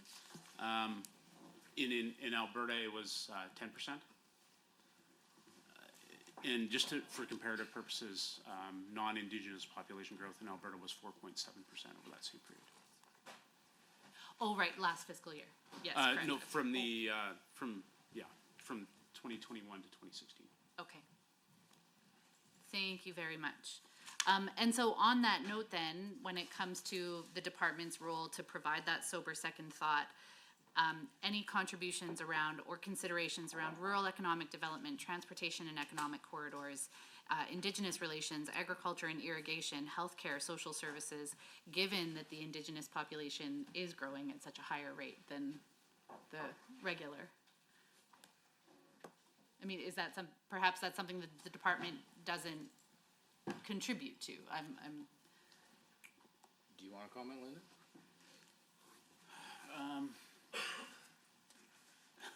Well, I guess, it may be limited through that lens, I guess, when we're using StatsCan data and looking backwards, but we do try to use every tool that we have to ensure that we're, mitigating policy decisions that have other implications. If there's a way that we could differentiate that data, it may provide value for us, I'll take it up with the team offline. Okay. Thank you. I guess I'd like to continue to pursue then this idea again that the Treasury Board and Finance through the chair is providing the real brass tacks information that should be informing ministries when it comes to making policy decisions. And I'm really concerned about our current labor market, the people who are seeking employment, the unemployment rate. I mean, right, all of these indicators are telling us a story about what the current labor market in Alberta is looking like. And it is one that is in significant flux. We have temporary foreign workers that are going to be leaving the province in significant numbers. We have a new program coming online that is going to significantly increase the number of people who are looking for part-time work, particularly work with accommodations. We have a really sticky unemployment rate. We have a much higher youth unemployment rate for people under the age of 24. And again, I would suggest that we should be looking at unemployment rate for youth 29 and under. And so it is a workforce that I think has demonstrated in the last handful of years, it's really unstable, but there are big policy and programmatic changes that are coming down the pipe that are going to have big impacts. And I would certainly hope that when it comes to the establishment of the new ADAP program, for example, and changes to the income supports for people expected to work, that this department has contributed to some of the considerations that are informing those changes, and in which case, what are those considerations that have been prompted by the department. I might ask my deputy minister to comment on this. Can you take her through the process? You bet. Thank you, Minister. Thank you, Member through the chair. In terms of the work at Treasury Board and Finance, absolutely. So our team works with providing the data and does a lot of the demographics and shares out in terms of those demographic and economic forecasts, and working with the various ministries in terms of looking at their data. When they're doing their modeling, we'll work with them and look at and provide feedback and work with them on the data modeling in terms of what the resulting impacts are and the policy considerations that they're developing, in terms of giving advice to Treasury Board as proposals and policy proposals are brought forward in terms of the implications and how they're addressing those proposals. Thank you. Through the chair, can that modeling be made public? Is that available for public consumption to better understand what the forecasted implications are of policy decisions?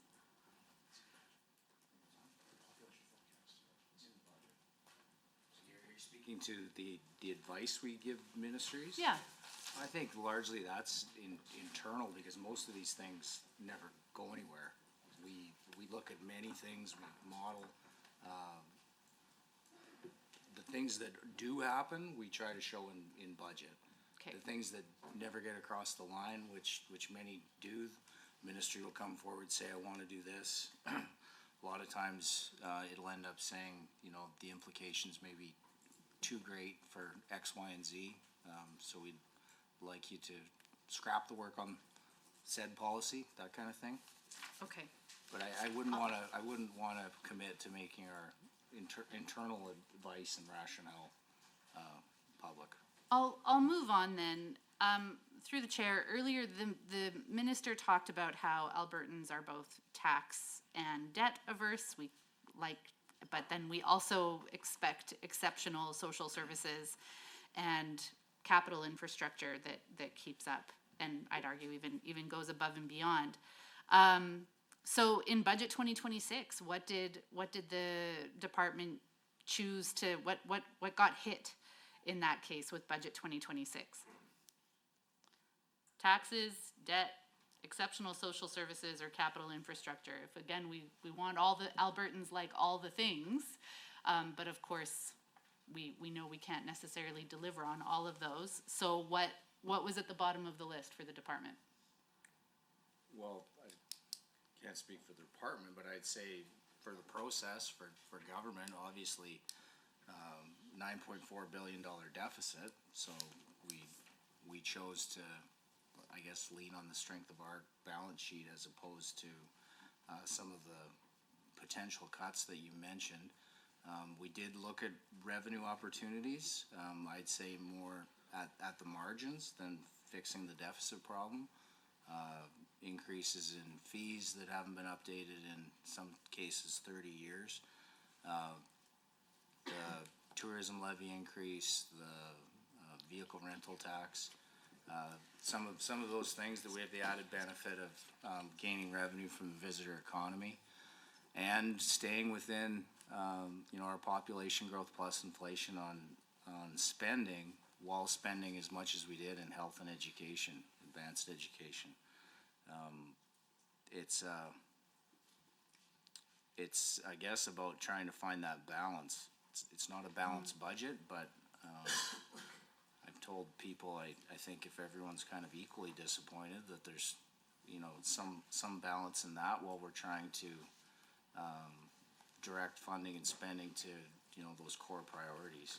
Well, and through the chair, how does the minister rationalize what then gets deferred to future generations when we're looking at debt servicing that is $3.4 billion this year, larger than many of the ministerial budgets? Given what is indeed a tough balance, how do we talk to our kids and our grandkids about what they're going to be saddled with, given some of the choices that were made in budget 26? No, I think it's a good question. I would say that, part of this process is looking at those places where we're outliers.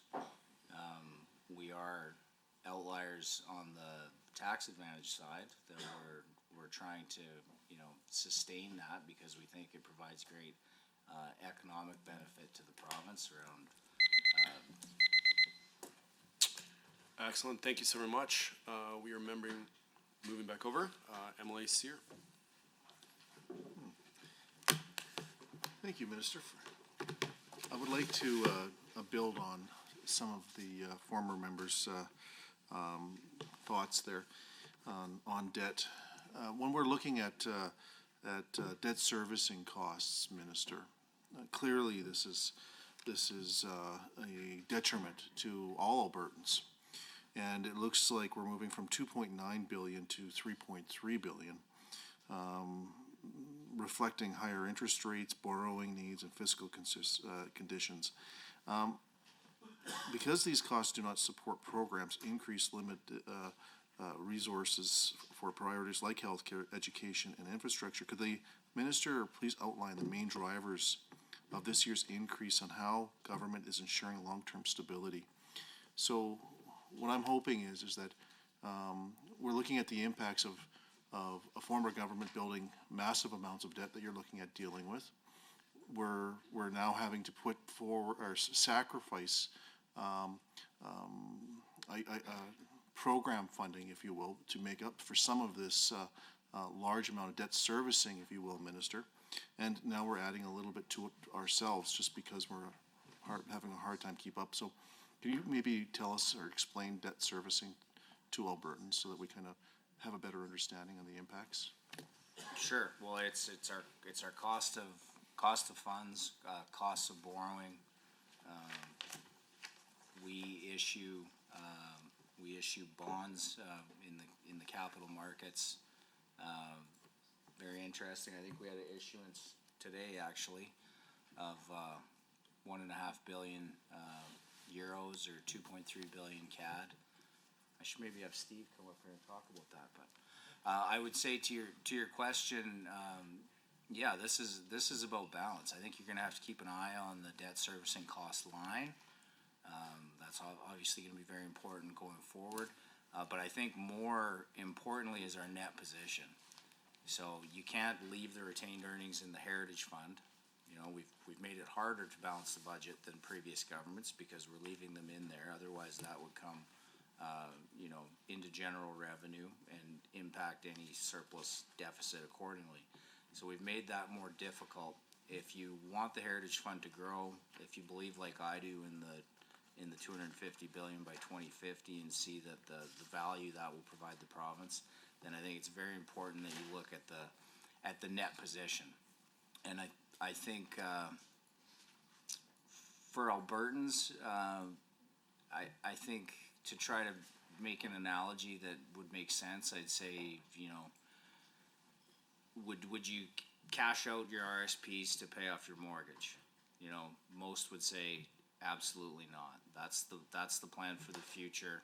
I need to manage that mortgage and the debt servicing cost that comes with it year to year, but that is the plan that has the ability to use compound interest and longer periods of time to create something that's really substantial. Our debt servicing, I mentioned this morning, it's a little counterintuitive, but Alberta has often been treated punitively at the capital markets, and our cost of borrowing has been higher than I would say it should, simply because we're not at the markets consistently.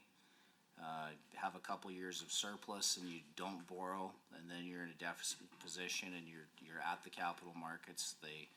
They need liquidity in the bonds. That's very important to them. It boggled my mind when I first got this job to understand that we usually traded back of Ontario, who's the most indebted sub-sovereign in the world. But they love their bonds. They're consistently in the market. There's lots of liquidity. But through some of our modernization processes, planning ahead, trying to be at the markets consistently, smoothing out those debt stacks, we're trading through Ontario consistently now. All right, I should ask Steve, we're still trading through Ontario? A couple beeps? Okay, yeah, that's good. So I think ensuring that, we're getting that lowest cost of funds possible, that's part of it. But that net debt position, I think, is so important. And if Albertans are looking for context, debt level's one thing, but that net debt position, we're forecasting to be at 10.5% net debt to GDP by the end of 26-27. The next closest province is Saskatchewan at about 13.5 currently. The large provinces, Ontario and Quebec, are in the high 30s, low 40s. And under BC's trajectory, I think they're going to from 20% to like 33% over the course of one budget.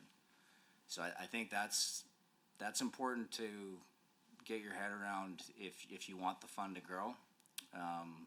We can't be in deficit forever. As the member mentioned, Albertans don't want debt, they don't want taxes, but we want great programs and great capital. Albertans are going to have to weather some deficit and some debt increase if we want to build all the schools, catch up to population, and grow the Heritage Fund. And that's the position that we find ourselves in. I also told the media on Budget Day, with no intel from the U.S. administration regarding what would happen in Iran, that sometimes these things can change quickly. We put forward a $300 million surplus 2 years ago that became an $8.3 billion surplus. So we do have those advantages when things can swing our way, but we do have to be very prudent in the years that don't and forecast conservatively. All right, well, thank you for that. You answered the second part of my question, which is how Alberta was to keep up and maintain the lowest debt to GDP ratio in Canada. Now, one of the things that in my first term, again, from 2015 to 2019, it was like raining credit rating downgrades. It was constant. It was everybody was downgrading us. It was almost as if we were going to end up with junk bonds, if you will, coming out of Alberta. I'm glad to see that we've stabilized it, and we're actually started paying down our debt, and even though we're taking some debt on now, is there a concern about credit rating downgrades happening? And how do we get in front of that NDP storm that we went through in those 4 years? Well, I think the capital markets always want to understand the story for the jurisdiction that they're looking at. So I think it likely baffles their mind why we don't have a sales tax. And I have been asked that on capital market tours, and they say, well, our people are proud not to have one, and they're tax averse, and well, we're going to try to use other tools. They very much like the fiscal rules. They like that we brought them in. I'm sure there'll be some criticism about the challenges that we're having with them in this year, but I'm sure they also don't want to see them repealed. They would agree that control of your spending increases is probably the most important aspect, controlling what you can when our royalty revenue is this volatile. As far as our credits, the agencies all maybe do it a little bit differently, but I'd say on average, our current rating is in the AA stable. We will see commentary from all the rating agencies probably this early summer, Steve? Early summer. So I expect there'll be some criticism. They'll probably throw some shade as they do. But I also think that we're very stable within the range of that rating. And they'll be cognizant of what's happening all around us as well. So I believe that the rating should be stable, but look forward to hearing their commentary. They do love the Heritage Fund plan. They obviously understand how money and compound interest works, and you see other jurisdictions like Quebec, their generations fund, they're actually borrowing money specifically for the fund, putting it in their budget to try to grow a fund to catch up to where we already are. So we're just leaving the retained earnings in the fund and using what is a great head start. It's too bad that it wasn't bigger, but like I said this morning, no time like the present to give it a clear path and direction. But like I said, we'll see what the rating agencies say, but we think we're well positioned within the range of that credit. Thank you. Excellent, thank you so very much. Member Ellingson, there we go. 10 minutes on the clock. Thank you, Chair. And just to kick things off, to be clear in talking about this budget and deficits and debt, since the UCP was elected through the course of this budget, the debt of Alberta is more than doubling to end up at $137 billion. So let's just be clear about where deficits and debt are taking us under the UCP government. In Alberta, legislation has been passed preventing the government from increasing personal income taxes, corporate income taxes. The legislation also prevents the government from introducing a provincial sales tax. In a budget year like this one, and the one that we're discussing, and the sizable deficit in front of us, the government appears to be increasing every other tax and fee available to us to try and make up some of that budget gap. On page 151 of the fiscal plan, this shows that approximately $6 billion will be collected from other taxes. Over half of that is from the educational property tax. We've already discussed the educational property tax. Approximately a quarter comes from the fuel tax, which we have also talked about that the government is understanding the rules that are in place about providing relief for the fuel tax, but again, reluctant to kind of make moves on this tax when Albertans are really feeling the pinch today. Perhaps less noticeable are the taxes on insurance, forecast to reach almost $1 billion, or I think you said over $1 billion earlier in the conversation, maybe you said, but in budget 2026, and this tax is levied on auto insurance premiums. And just as a reminder, this government lifted or elevated the premiums that are allowed to be charged to good drivers and all drivers, which of course will result, that was by 7.5% last year, 7.5% this year, which results in hundreds of dollars to many Albertans per year on their auto insurance. And what they probably don't know is that a part of that is a premium that's paid back to the government of Alberta. And so through the chair, does the minister feel that this is the right time to maintain that level of auto insurance tax when we're collecting it on the backs of Albertans that are already struggling to pay their insurance premiums and deciding between insuring their car and buying groceries? You can see the circular nature that's inevitable in this conversation when you're going to criticize debt and deficit and also criticize the revenue stability that we do have and ask for why there isn't more spending here and there. This is the challenge. I think on the insurance file, you mentioned the good driver rate cap and the impact to Albertans. It still doesn't represent the actual cost of the system, which I think speaks to the system change that we're undertaking. We do have one of the most expensive systems in the country. I was happy to see in our newest data, we're still beneath the premiums paid in Ontario by almost $300.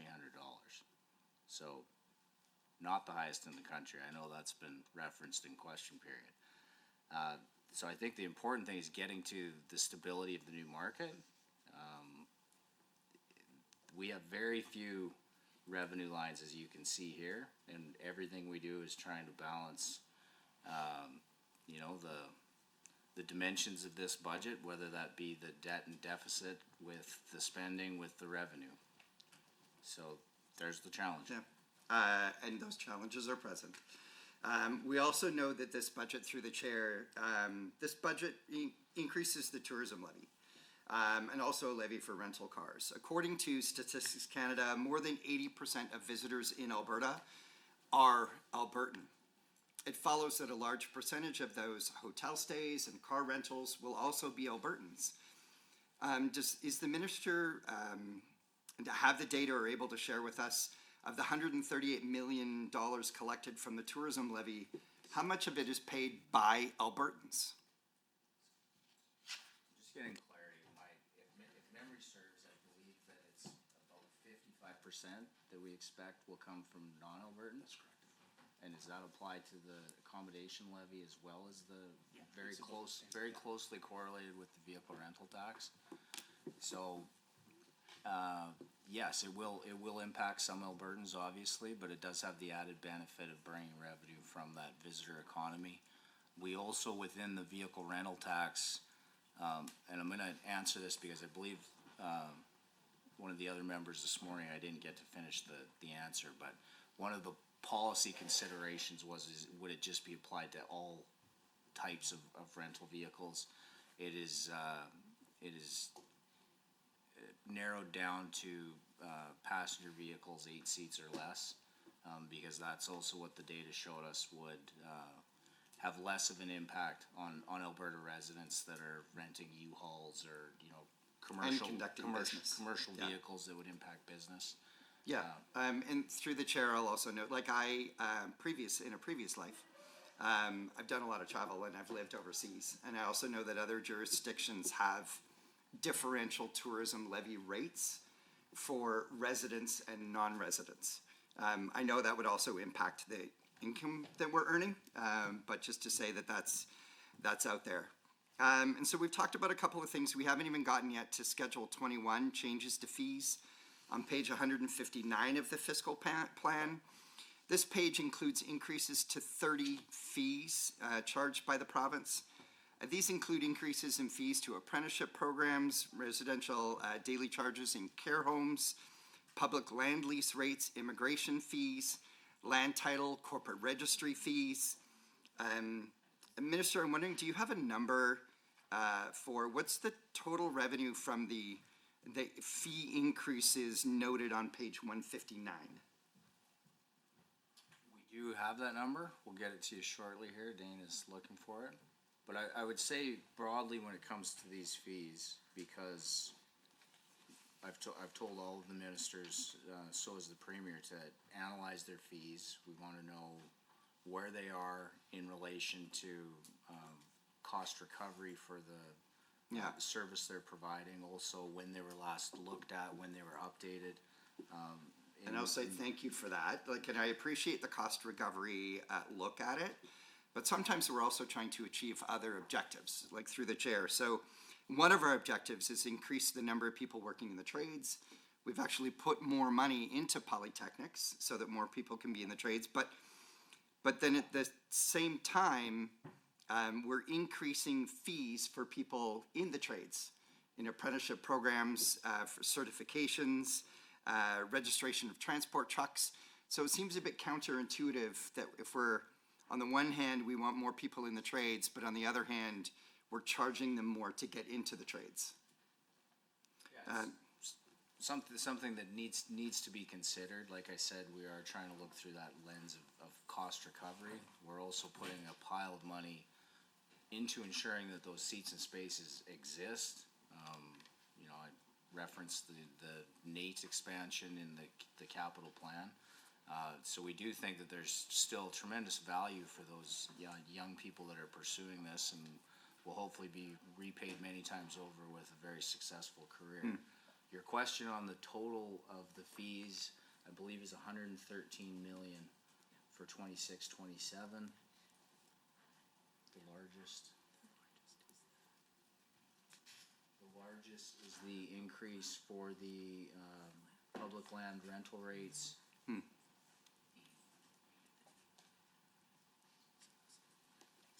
And the grazing lease rental. And I'm sure the minister has probably had conversations with his own constituents about the fee increases to grazing land leases. But through the chair, I'm just going to keep going a little bit. Again, in kind of like like where we're increasing these fees. We know that seniors are also feeling the pressure of rising costs. And we see in here, you know, a residential daily fee increase for those in care homes. It seems like an interesting choice that where we're choosing to raise some more money is from elderly seniors in continuing care homes. How much are we getting just from the continuing care homes? It'd be 6.7 million, and that's the 2% increase that would align with our escalator rate. That's the application of that. To reflect inflation. Thank you for that. And with respect to housing affordability, do we think there's any kind of impact on the fee increases to land titles and land title searches? Does that impact affordability at all? Excellent. Well, we'll have to circle back on that question at another block here, member. We're looking over here. MLA Yao, I believe, is up next for this block. Thank you, Go ahead. Chair. 10 minutes on the clock. Thank you so much for that. I appreciate some of the questions that are coming from our good friend across the way. I'd like to expand a little bit on that, as well as expand on some of the questions I asked you earlier about income from some of the operations that happen. How does the government get revenue? I mean, I suppose we have a bit of taxation that comes in. We get some revenues from some of our natural resources. Can you explain to Albertans, to the general public, how exactly does Alberta raise funds? Like, I understand even you have to play an active role in this kind of thing. So it's rather all new to me, but I'm hoping maybe your team can explain this, please. Sure, well, if you look at Schedule 4 of the fiscal plan revenue, page 151, it lays out pretty clearly all of the different revenue lines. The big items obviously being personal income tax, corporate income tax, also, as we've mentioned, education, property tax, fuel tax, tobacco, insurance, cannabis, tourism. Goes through our different non-renewable resource revenue lines, the largest being bitumen, but also crude oil, natural gas, sales of crown leases. Goes into detail on the transfers from the federal government, whether it's the health or social transfer, infrastructure support, the agricultural programming support through our partnerships, labor market agreements, investment income in the endowment funds, the heritage funds, income from local authority loans, AGLC, gaming and lottery, liquor and cannabis, ATB Financial, premiums, fees, and licenses, post-secondary institution tuition fees, health school board fees and charges, motor vehicle licenses, crop, hail, and livestock insurance premiums, energy industry levies. So it goes through it in pretty substantial detail. Fantastic. That said, bonds, I guess I'm kind of curious about. I'm wondering if you can explain a little bit more about bonds and how that occurs. I'm looking at my guy there. I might ask Stephen Thompson to come to the mic. I think this is a fascinating part of Canadian provinces, you know, how we go to the capital markets and how we borrow. But do you want to comment, Steve? Hi, Steve Thompson. I'm the Assistant Deputy Minister of Treasury and Risk Management for Treasury Board and Finance. When we talk about the province's borrowing program, irrespective of the fiscal balance, the province will always have to borrow money. And our borrowing requirements each year are comprised of borrowing for the fiscal plan, borrowing for the capital plan, and refinancing of any maturing debt that's come due. So if you look at the current plan, it's outlined on page 140 of the fiscal plan. Pardon me, sorry. We're looking at averaging about $20 billion a year in borrowing requirements over the next 3 years, as outlined in the plan. 25% of that we will typically do in what we call the short-term debt market. So that is debt that matures in under 1 year. And that is mainly to meet immediate cash requirements where we have an imbalance between revenue inflows and expenditure outflows.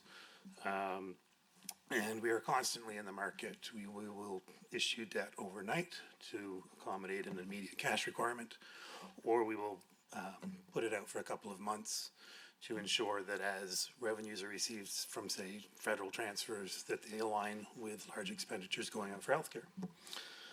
In terms of the bond market question, we have a borrowing program of about $15 billion a year for each of the next 3 years. It varies a little bit. You can see we'll peak about 18 billion in 27, 28. To raise those funds, we issue bonds. The province of Alberta will issue bonds into capital markets globally. Now, primarily, we will issue bonds into the Canadian debt market. Canadian investors, thank you so much. Canadian investors are very familiar with the province of Alberta, and the market for all Canadian provincial debt is very liquid, and we will typically issue bonds in terms of 5, 10, and 30 years. These are bullet bonds where we pay interest twice a year, and we repay the principal at maturity. But because provincial debt programs can be quite large, and as Minister says, the province of Ontario is the largest sub-sovereign borrower on earth, we are required to go outside of Canada, because as large and liquid as the Canadian debt market is, it is finite, and in order to increase pricing pressure on bond investors, they need to know that we have other sources of capital. So we will issue bonds in other currencies, in other countries. Typically, US dollars and euros are our largest benchmark issues. US dollar to date has been our largest second currency behind Canadian dollars. We have seen a bit of a move to de-dollarization for many reasons, political instability aside, and more of a focus on euros and other markets. In total, the province of Alberta has issued in 10 different currencies, from South African rand through some of the Nordic currencies. To sell those bonds, what we typically do, often with Minister along, often without, we will meet with global bond investors. Offshore, those would typically be central banks who have large foreign reserve holdings. They're more interested in our US dollar and euro programs, as Canadian dollars is not really a reserve currency globally. And what we do is we will take the fiscal plan with us. We will talk about Alberta. We will talk often about how the Canadian system works. You know, the fiscal autonomy that's available to provinces is quite unique globally, and it's quite fascinating to global bond investors just how autonomous a Canadian province is relative to other sub-sovereigns around the world. So the Canadian debt market is quite unique. And what we will do is basically outline what our requirements are, how we expect to repay, how the fiscal plan works. And that will set a price for our borrowing. And by going offshore, we can often save several basis points versus our Canadian cost of borrowing. So the interest rates that we pay in Canada, if we go offshore, will be lower. And some of that is bond mechanics, some of it is an unfamiliarity with the credit, but some of it is scale and size. So Minister referenced earlier that today we borrowed 1.5 billion euros in the global markets, which equates to about 2.4 billion Canadian dollars. We simply couldn't raise funds of that scale in Canada on a single day. And if we did, it would be tremendously expensive. You got about 15 seconds left. Okay, sorry. So it's very complex. The global demand for our bonds is terribly interesting, and we do rely on global bond markets to keep our costs down in a professionally managed program with the support of a minister who completely understands our program. Excellent. Member? Thank you so much for that. I greatly appreciate that answer. That was fantastic and very educational for Albertans everywhere. Though that did flag me to a few things. I'm wondering, like, because we do approach international markets for borrowing, does the fact that we are part of a greater nation, including that has huge debt, and then we also mentioned Ontario has the largest sub-sovereign debt in the world, do these lending agencies penalize us for those kinds of things, or do they take that in account as, oh, you're all Canadian, it doesn't matter, we put you in that bucket with the rest of them when it comes to distributing interest rates and stuff? It's an interesting question. Like, largely Canada still has a AAA rating. Not many do. They do need to understand our structure and how we operate as a sub-jurisdiction within the country. And I'd say historically, we've probably been lumped into those buckets. We're trying to ensure that they understand our story, frankly, because we think it's a better one than the other provinces, to ensure we get the best deal possible. So if you're in one of these rooms and having this discussion, part of it is an education process to make sure they understand, but then also, sell them on our story, why we think we have a great value proposition that will encourage. Excellent, thank you very much. Member, looks like you're up. You have Thank another you, 10 minutes. Chair. We are here to talk about provincial finances, not federal finances, but Canada does have a much better credit rating than our friends to the south and a much stronger balance sheet than our friends to the south. Please give me a little bit of leeway and patience here, Chair. I am going to get to some page references, but what I'm getting to is overall, things are broken up more this year than they were last year, and kind of like, how do we compare numbers between one budget and the other? That's where I'm going with this. So, the government has been undertaking one of the most significant reorganizations of the healthcare system that the province has ever seen. These changes include the creation of new ministries, breaking apart Alberta Health Services into 5 separate entities, moving the responsibility to different ministries. Before this began, AHS was governed by the Ministry of Health, and their services included primary care, acute care, long-term care, and mental health services. The restructuring, of course, created a new ministry for hospital and surgical health services, a newly created Crown Corp, Acute Care Alberta.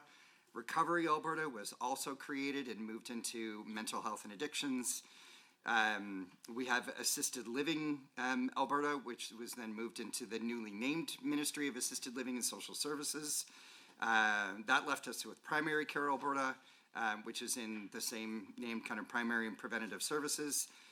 Now, what we also saw kind of like net new in this budget is the creation of Health Shared Services, which is created to handle IT, HR, procurement, and executive services across all of those agencies. But through all of this is kind of where I'm going with this, is that we don't see a consolidated document that compares the costs of the previous structure to the new structure, nor has there been a consolidated statement of the costs of the reorganization in total. And so I want to start with the newest agency of them all, the Health Shared Services. We can see, again, not a single line item for everything there, but if we look at other kind of like ministries, we also see that there's health system services and supports and information technology on page 194, information technology on page 169, support services and information technology on page 125, services provided to other ministries on page 66. So what's the total amount that's going to flow through Health Shared Services? And how does that compare to what was spent on those functions when they were all together in AHS? Total amount on Health Shared Services? 2.3 billion?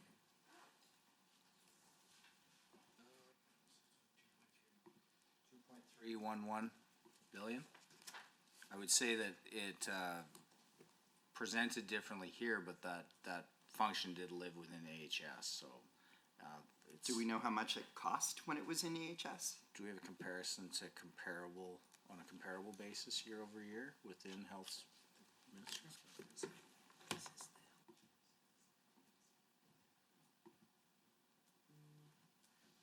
you want to comment at this stage? Darren?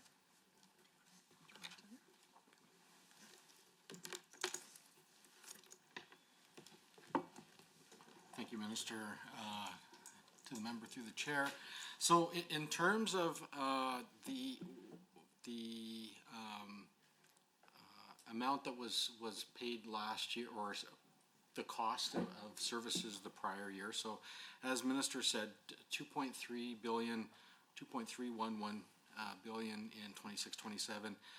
In 25-26, the budget for that area was 2.2 billion, and the 25-26 forecast for those services was 2.23 billion. So that's on a comparable basis in terms of what those services cost in 25-26 as compared to what they will cost in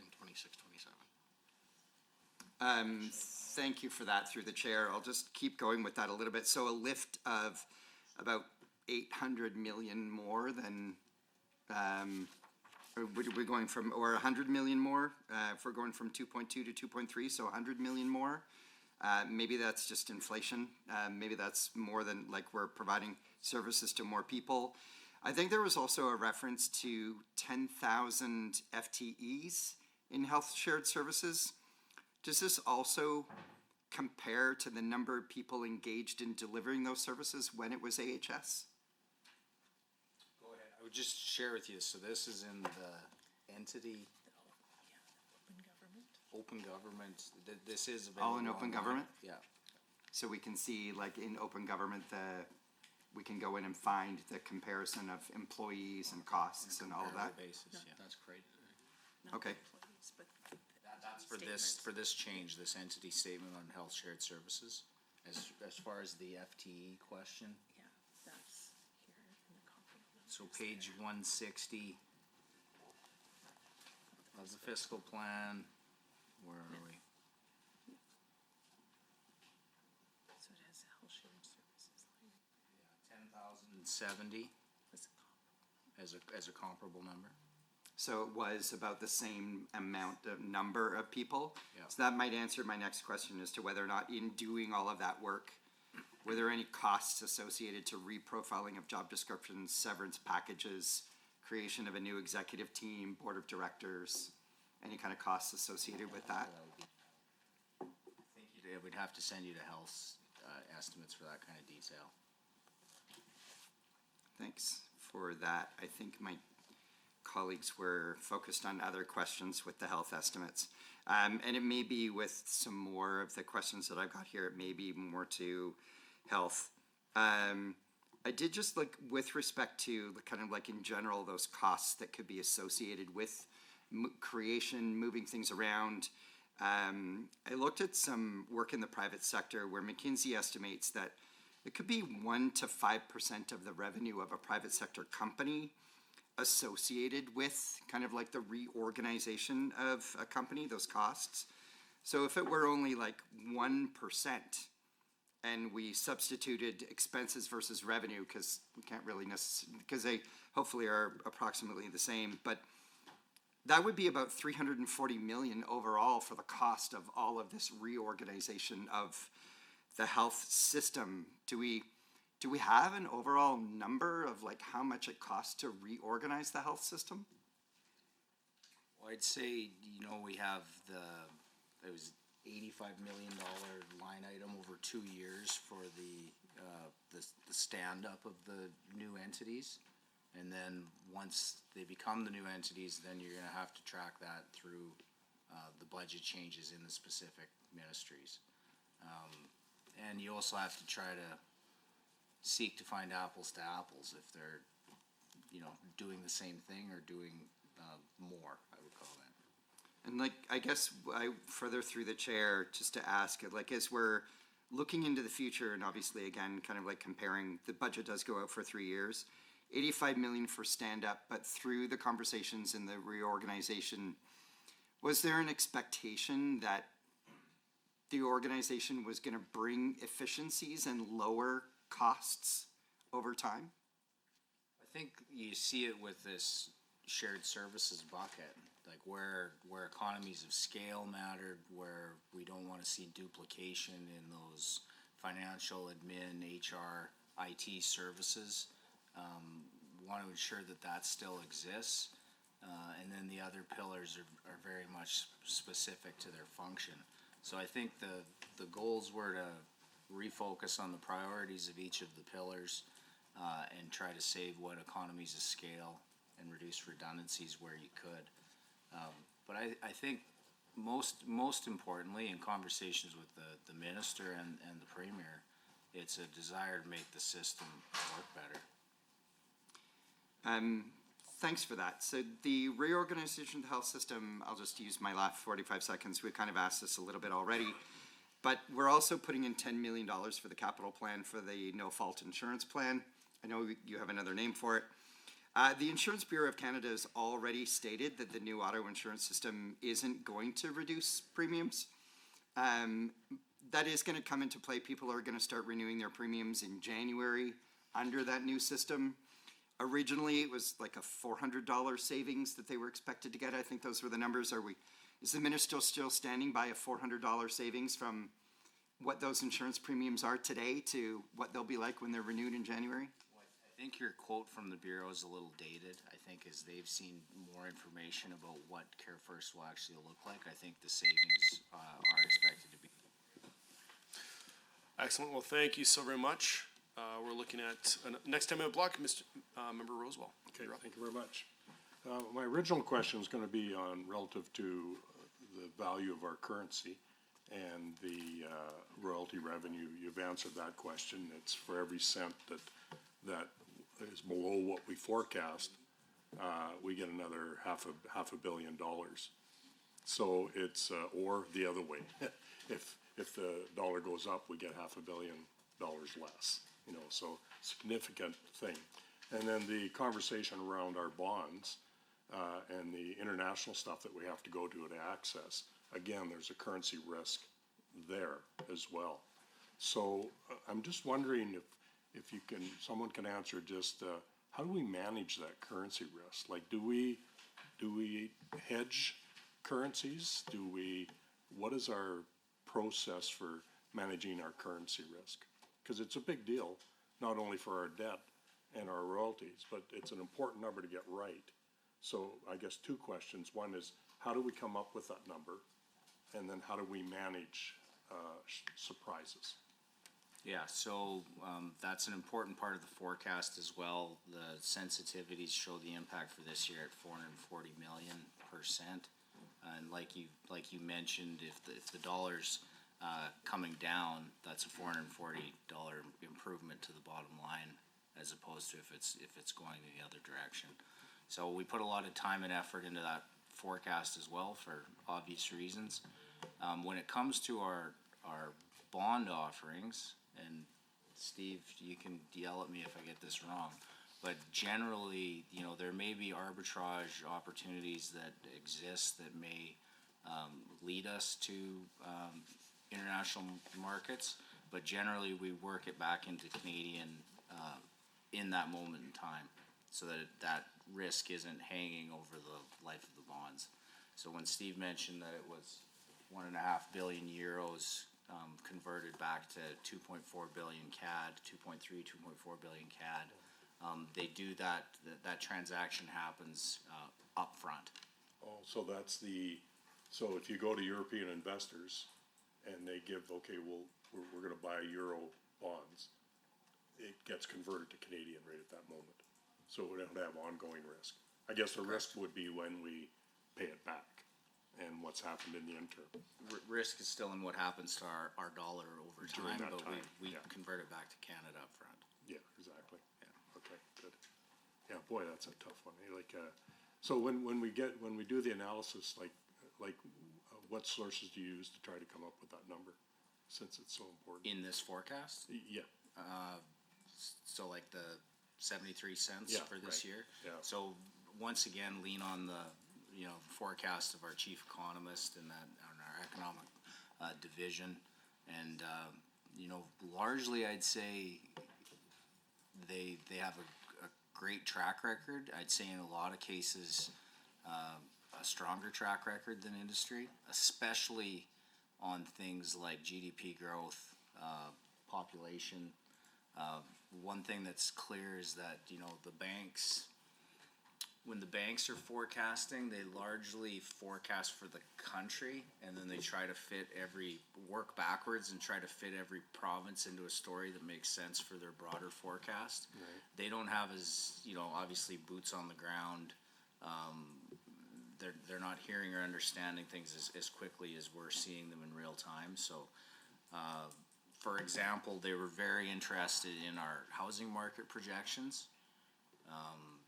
They definitely undershot the actuals. We were much closer to landing where housing starts would be. They believe now that our housing starts will continue to be stronger than we predict. So they're wondering what's coming into our analysis there. So there's always that back and forth where they're testing each other's assumptions, trying to understand the broader context for the country and within the provinces. But we need to rely on our team. They have a great tracker. Yeah, and a lot of times our dollar is connected to the price of oil. So if oil goes up like crazy. Less than it used to be. Oh, is that right, eh? Okay. We're not quite the petrodollar we used to be for. Oh, well, that's a good thing then. Other interesting things around the American dollar, I'd say more than us. But. Good. Okay. Well, that's good. That wasn't even a question when I came in here today. But oh, good. Just based on the conversation that we had, I thought I'd ask. I should just ask Steve. Did I say anything untrue there? Anything you want to correct? Well done. Triple A rating. Fact check me at any time. Yeah, exactly. Okay, well, I'll go on to, on page 106 of the fiscal plan, budget 2026 allocates approximately $785 million for post-secondary infrastructure project across the province. And these investments are essentially for ensuring Alberta's colleges and universities have the facilities needed to provide high-quality education, support applied research, and train the skilled workforce required for the province's future economic growth. While many post-secondary institutions are located in larger urban centers, colleges and campuses in rural Alberta also play a vital role in providing accessible education and workforce training for students outside of major cities. So to the Minister through the Chair, given that the urban concentration of many post-secondary institutions,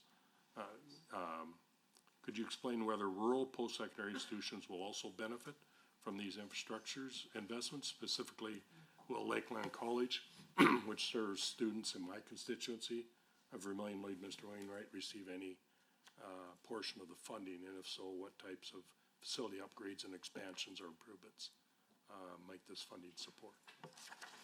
No, it's a great question, and I'm sure that you're aware of this by now, that in budget 2026 we've added funding of $7.3 million for Lakeland College in the riding you represent to upgrade the beef yard and relocate some horse facilities to enhance operational and student capacity. The investment will support growing demand in the veterinary field in the region. I would just say, when it comes to post-secondary infrastructure, what I've learned in my short time in this job is that there's every post-secondary institution has a plan for their future and a capital project that they're very excited about, and you certainly can't do them all at once. So you do want to ensure that you have some regional equity, but you're also looking at that value proposition. Sometimes they can have a lot of privately funded dollars on the table, which I think is a metric that we always need to look at. I think it shows a lot of commitment from the people in those communities that care about the direction those post secondaries are headed. But also we want to prioritize those fields that we think are a challenge in the Alberta context currently. So I think that they've all done fairly well, but we're trying to ensure that we're aligned in where they're going. So I brought up the NATE Skill Trade Center investment a few times. That's obviously a priority for government to ensure we have those skilled trade spaces for the future. and then working with the post-secondaries to ensure that they understand that, just because we couldn't do it now, the capital plan is full with those post-secondaries. Continue to work on your projects, continue to ensure that they're creating seats that we need for the future, and down the road, it can be something that we consider. So we try to deal with all of those, complications and ensure that we're going in the right direction. Yeah, no, I know. I work quite closely with Lakeland College, and they're just such they're well organized. Like they have all their projects costed out, and they've actually stretched. They got a lot of things they want to do. They stretched over a number of years, and this is the first installment. When the next one comes, who knows? But I mean, they know how to spend money efficiently and get good value for the dollar. So, and the beef thing is a great, like the beef research is based out of there, and where our cow-calf game is right now, it's just a tremendous business to be in, and so we need all the help we can get on that. So that was greatly appreciated, and they're over the moon there for sure. So thank you very much. I'll let it ride then. Pass it over to you guys. Excellent. Looks like we're going to start our next 10-minute block. Member, you're up. Thank you, Chair. Again, not my question set, but a year ago, I think it was at the Global Energy Show in Lakeland College, was there in the exhibition and had a conversation with a couple of the department heads there. And it was an interesting conversation about how they maybe have some underutilized capacity in some of their programs. And we talked about how they're a little bit underutilized in the cities. They're like wildly oversubscribed. And are there ways for us to kind of balance that across the province, knowing that there are a lot of students that can't get into the programs that they want to get into? But that's a conversation for another estimates maybe, because I have 9 minutes and 23 cents left in this set. I'm going to go to page 200 of the government estimates and note that the policing support grant there has declined. And I'm going to use that to bring up, the minister earlier said there's only one ratepayer in the province. And looking at a report, the 2026 Police Funding Model Quick Guide released by the Rural Municipalities of Alberta shows that the police funding model came into effect in April of 2020. Prior to this time, rural municipalities were not contributing to the costs of policing. Beginning in 2020, they began those contributions. It started at 10% of 2019 baseline costs, escalating to 30% of 2019 baseline costs in 2024, that we're now moving to looking at the baseline of the previous year and moving from 22% of the previous baseline in 2026 to 30% by 2031. These costs are significant for smaller municipalities across Alberta. In fact, we got some information from the town of Claresholm that they've gone from paying nothing in 2019 to $234,000 today to $654,000 by 2030, causing that town to seriously consider either service cuts or increasing their own property taxes to try and make up for those costs. And so will the minister give some consideration to, this is not reducing costs to Albertans. Albertans are still paying. They're just, instead of paying the province, they're paying their town. And so we're no better off financially in making this decision. Why are we downloading those costs to municipalities where it may be a lot more difficult for them to accommodate those rising costs than it is for the province? Yeah, well, without getting into this minister's challenges too specifically, I'd say what he's seen is, I think the RCMP costs have increased something like 57%. We know that there's gaps to fill, especially in rural Alberta. Obviously, the large metros and some of our other cities have their own police force.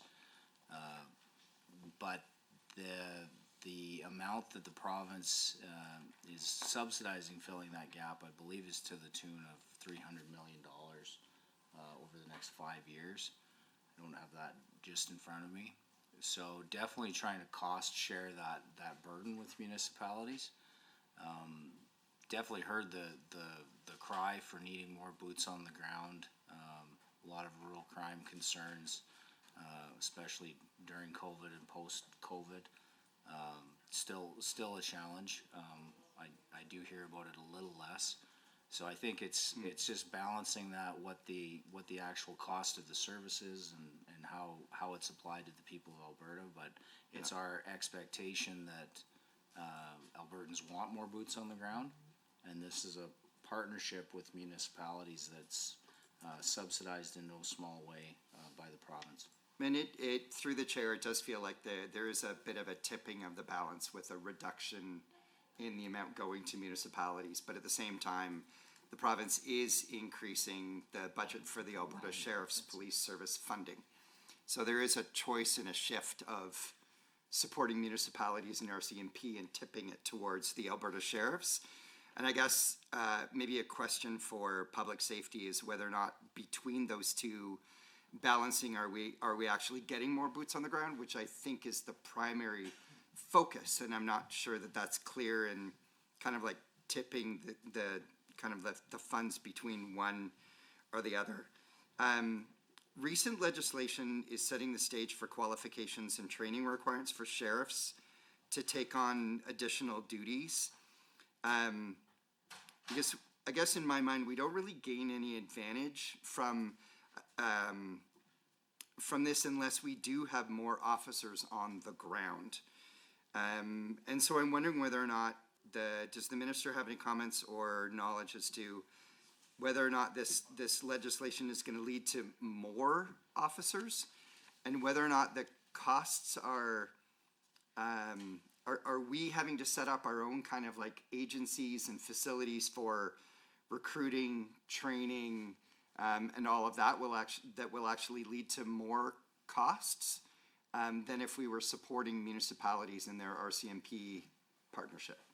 I think part of the challenge, like I said, a lot of the detail of this, I'm going to have to send you to the Minister of Public Safety. But part of the challenge is that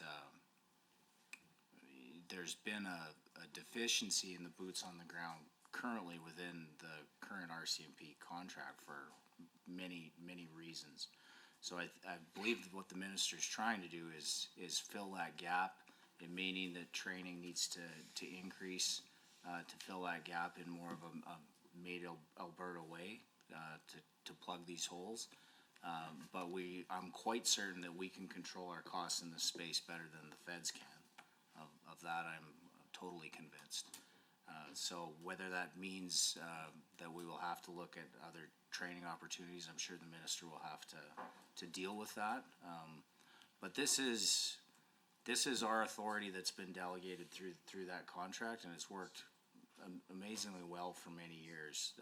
Back to like many things, the costs are going up, and this is our responsibility to the public. So if they're not able to give us the boots on the ground through that contract, we think that this is a fundamental priority of government to fill those holes. So I think I'll leave that through the chair to the minister. I'll just leave that, noting that recruiting for policing has been a challenge across the country. Even for those that have their own provincial policing, they also struggle to recruit. So I think there are other things that we need to look at there. But I'm going to shift to asking a question that has been asked consistently year over year. So I guess we're just looking for consistency in responses. Maybe you know where I'm going to go next. Minister, if we were going to look at our own pension plan, do we need to create our own revenue agency for that? If we do need to create our own revenue agency, what would the cost associated be to establishing our own revenue agency here in Alberta? Oh boy, we're going down memory lane here, but I would say the last time that I looked at this, a revenue agency would be somewhere north of $1 billion, $1.2 billion. Yeah. So, somewhere in that range. Whether or not you would need one to set up a pension, I think is questionable. You definitely would need some administrative structure, I think it would look somewhat different. But there's no work being done on that front, if that's what you're getting at. Thank you for that. I was getting there, so thank you for preemptively answering. Going down memory lane through the chair, a few years ago, it was Minister Taves that had said it was about 500 million.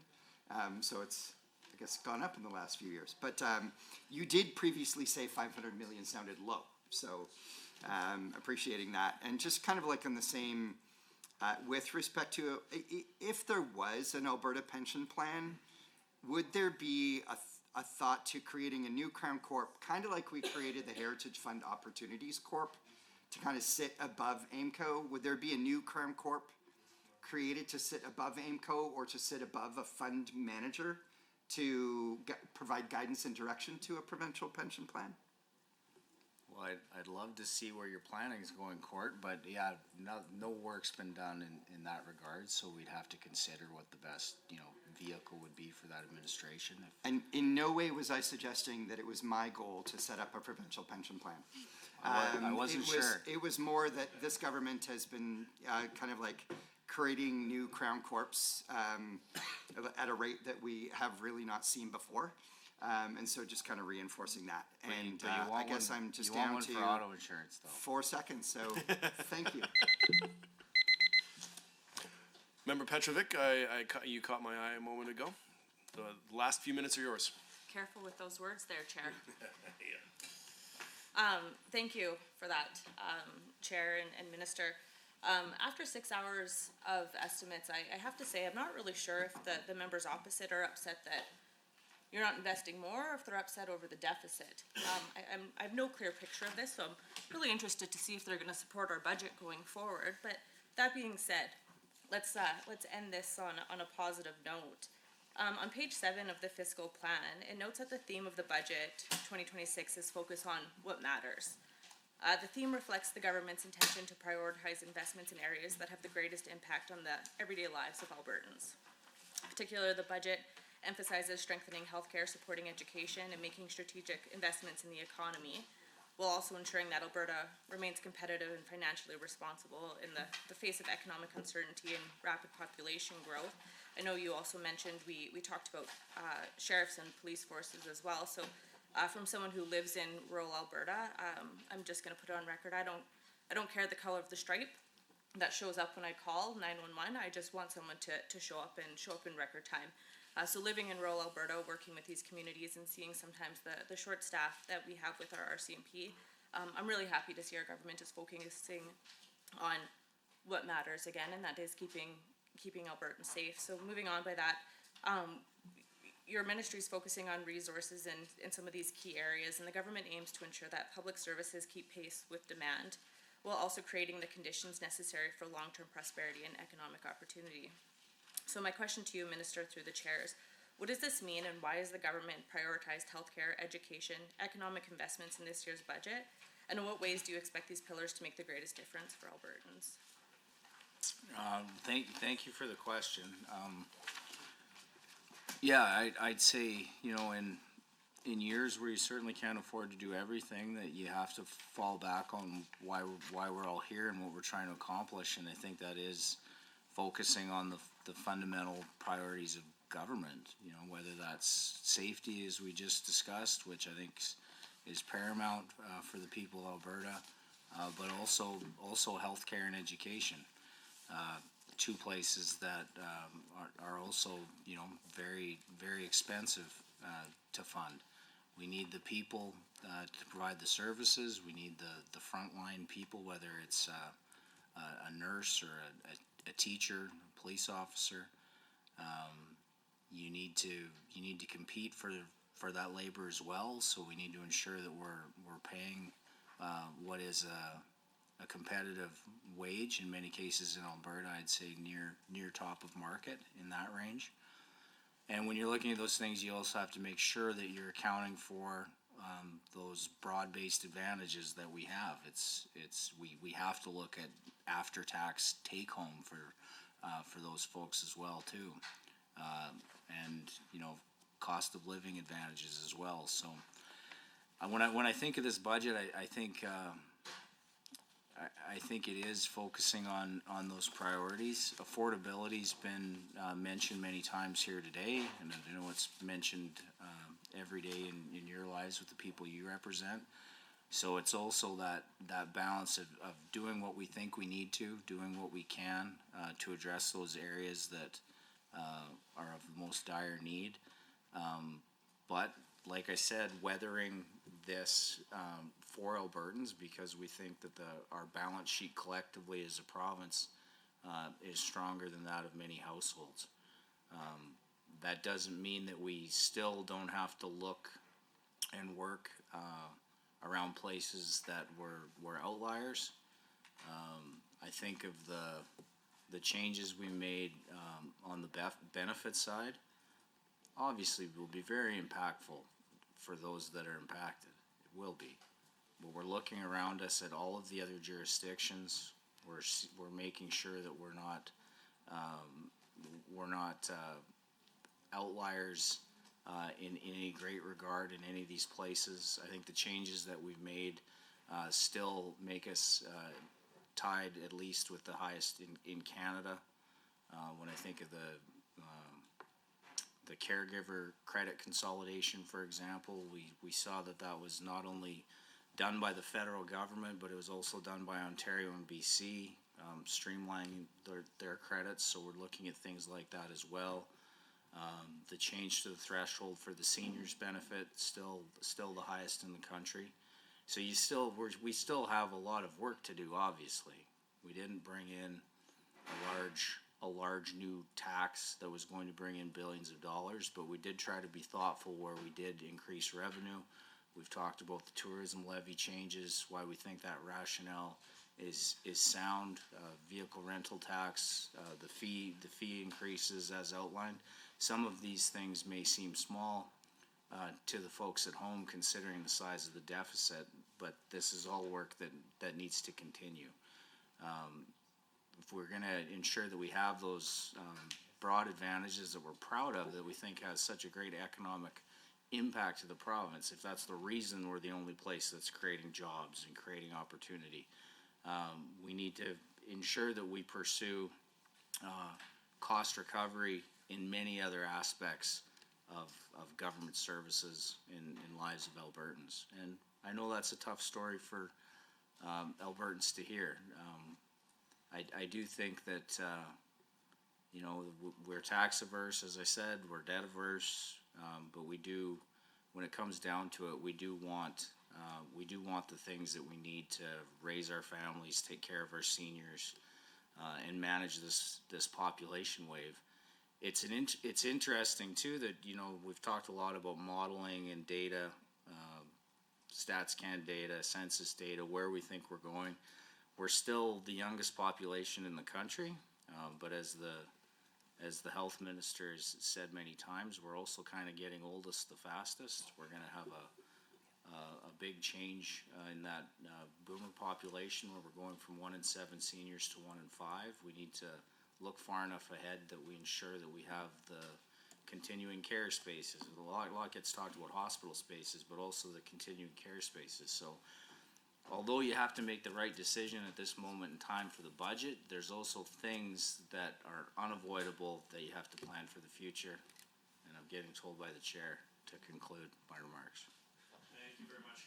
You were just talking for 5 minutes, sir. Member Petrovic, you got another 1:15. Perfect, thank you. I appreciate to be part of a government that makes the most out of what we have. So appreciate everything that you're doing in your ministry. There's 1 minute left to go. I'm happy to give you the last word on anything that you'd like to speak to in just a little bit more detail. Sure. Well, I guess I'd just like to say thanks. Appreciate the time and effort from both sides. I think this was pretty cordial. I hope this is your time to get a better understanding of the budget, some rationale for why the numbers are what they are in the columns they're in. So I hope you feel that this was a good experience. And I definitely would like to thank the Treasury Board and Finance team and all of the people behind me that put on their best green tie or blouse. to come here today, in the event that they would have been called to the podium to speak. Always blown away by the amount of work these fine folks do to ensure that the province keeps moving forward, like I said, regardless of who sits in this chair. So thank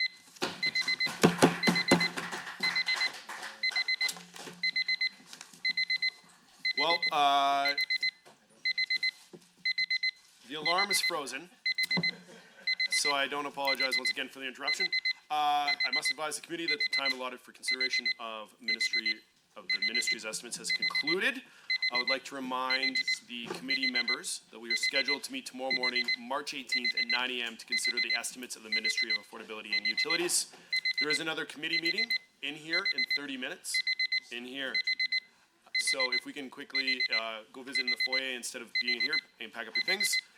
Thank you, everyone. The meeting is adjourned.